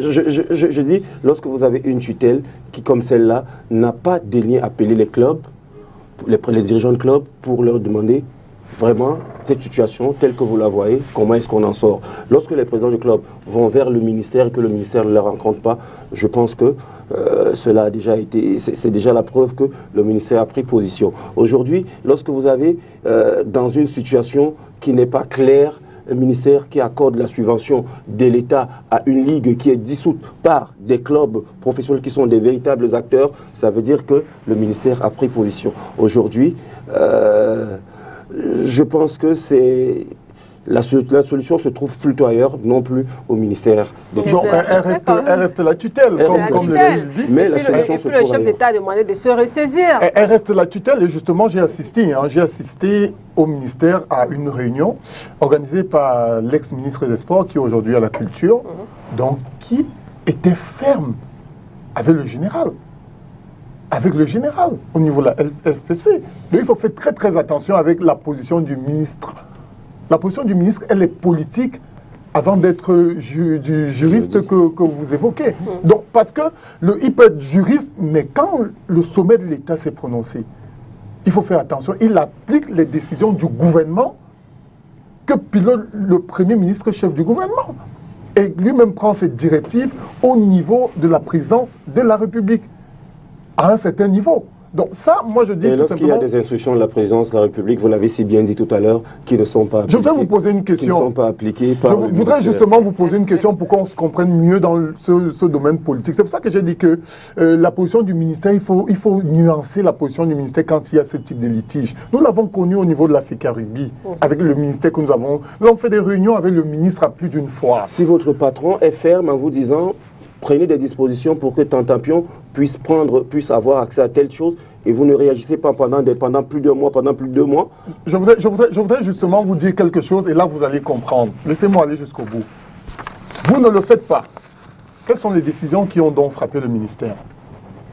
Donc, pour vous montrer toute la chose politique qui entoure certains agissements, que ce soit du ministère, du Premier ministère et d'autres hommes politiques qui sont chargés de mener le Cameroun où il doit aller. Donc, faites attention à la chose politique. Elle est très, très complexe. Donc, quand il y a des décisions qui sont prises, souvent on peut prendre une décision politique qui permet de vous mettre devant vos responsabilités et de montrer toutes vos tares. Ça, il y a des choses comme ça qui se gèrent politiquement. C'est pas parce que, je vous l'ai dit, le chef de l'État, quand il est sorti, il n'a pas dit le bureau de Seydou a raison, du président Seydou a raison, ou c'est Albert Mida qui a tort. Ouais. Il sait ce qui se passe. Et il a dit, vous êtes des Camerounais.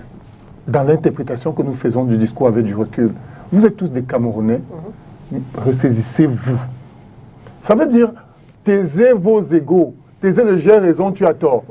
Mettez-vous ensemble, construisez le football camerounais. Et même le ministère, parce qu'à un certain moment au niveau de fédération, je vais vous dire ce qui se passe au niveau des fédérations. Quand le ministère veut parler, parce que c'est un couteau à double tranchant, les présidents des fédérations l'utilisent très bien. Quand le ministère veut souvent s'introduire dans les fédérations, on rappelle au ministère que nous sommes une association. Nous sommes une association de droit privé. Oui, les présidents de fédération manipulent aussi bien ce côté-là. Et en ce moment, le ministre, pour se prononcer, il utilise beaucoup de stratégies, beaucoup d'analyses pour pouvoir dire un mot dans des situations pareilles. Et c'est pour ça que souvent, il ne se prononce pas vite. Vous écrivez, vous relancez, on ne vous répond pas comme vous voulez, parce que la situation doit être comprise, analysée dans tous les sens avant de pouvoir donner une réponse adéquate. Alors, Jérôme, sur la tutelle, dans le contexte actuel, après cet appel lancé par le chef de l'État. On a tout simplement eu l'occasion qu'à ce poste départemental du sport, via le ministre, c'est quelqu'un de droit, quelqu'un qui maîtrise beaucoup de choses. Et j'ai tiré tout simplement la leçon de Jacques. Vous savez, lorsqu'on mène le politique à certains actes, à certains faits, il devient très difficile. Il devient très difficile de prendre des décisions.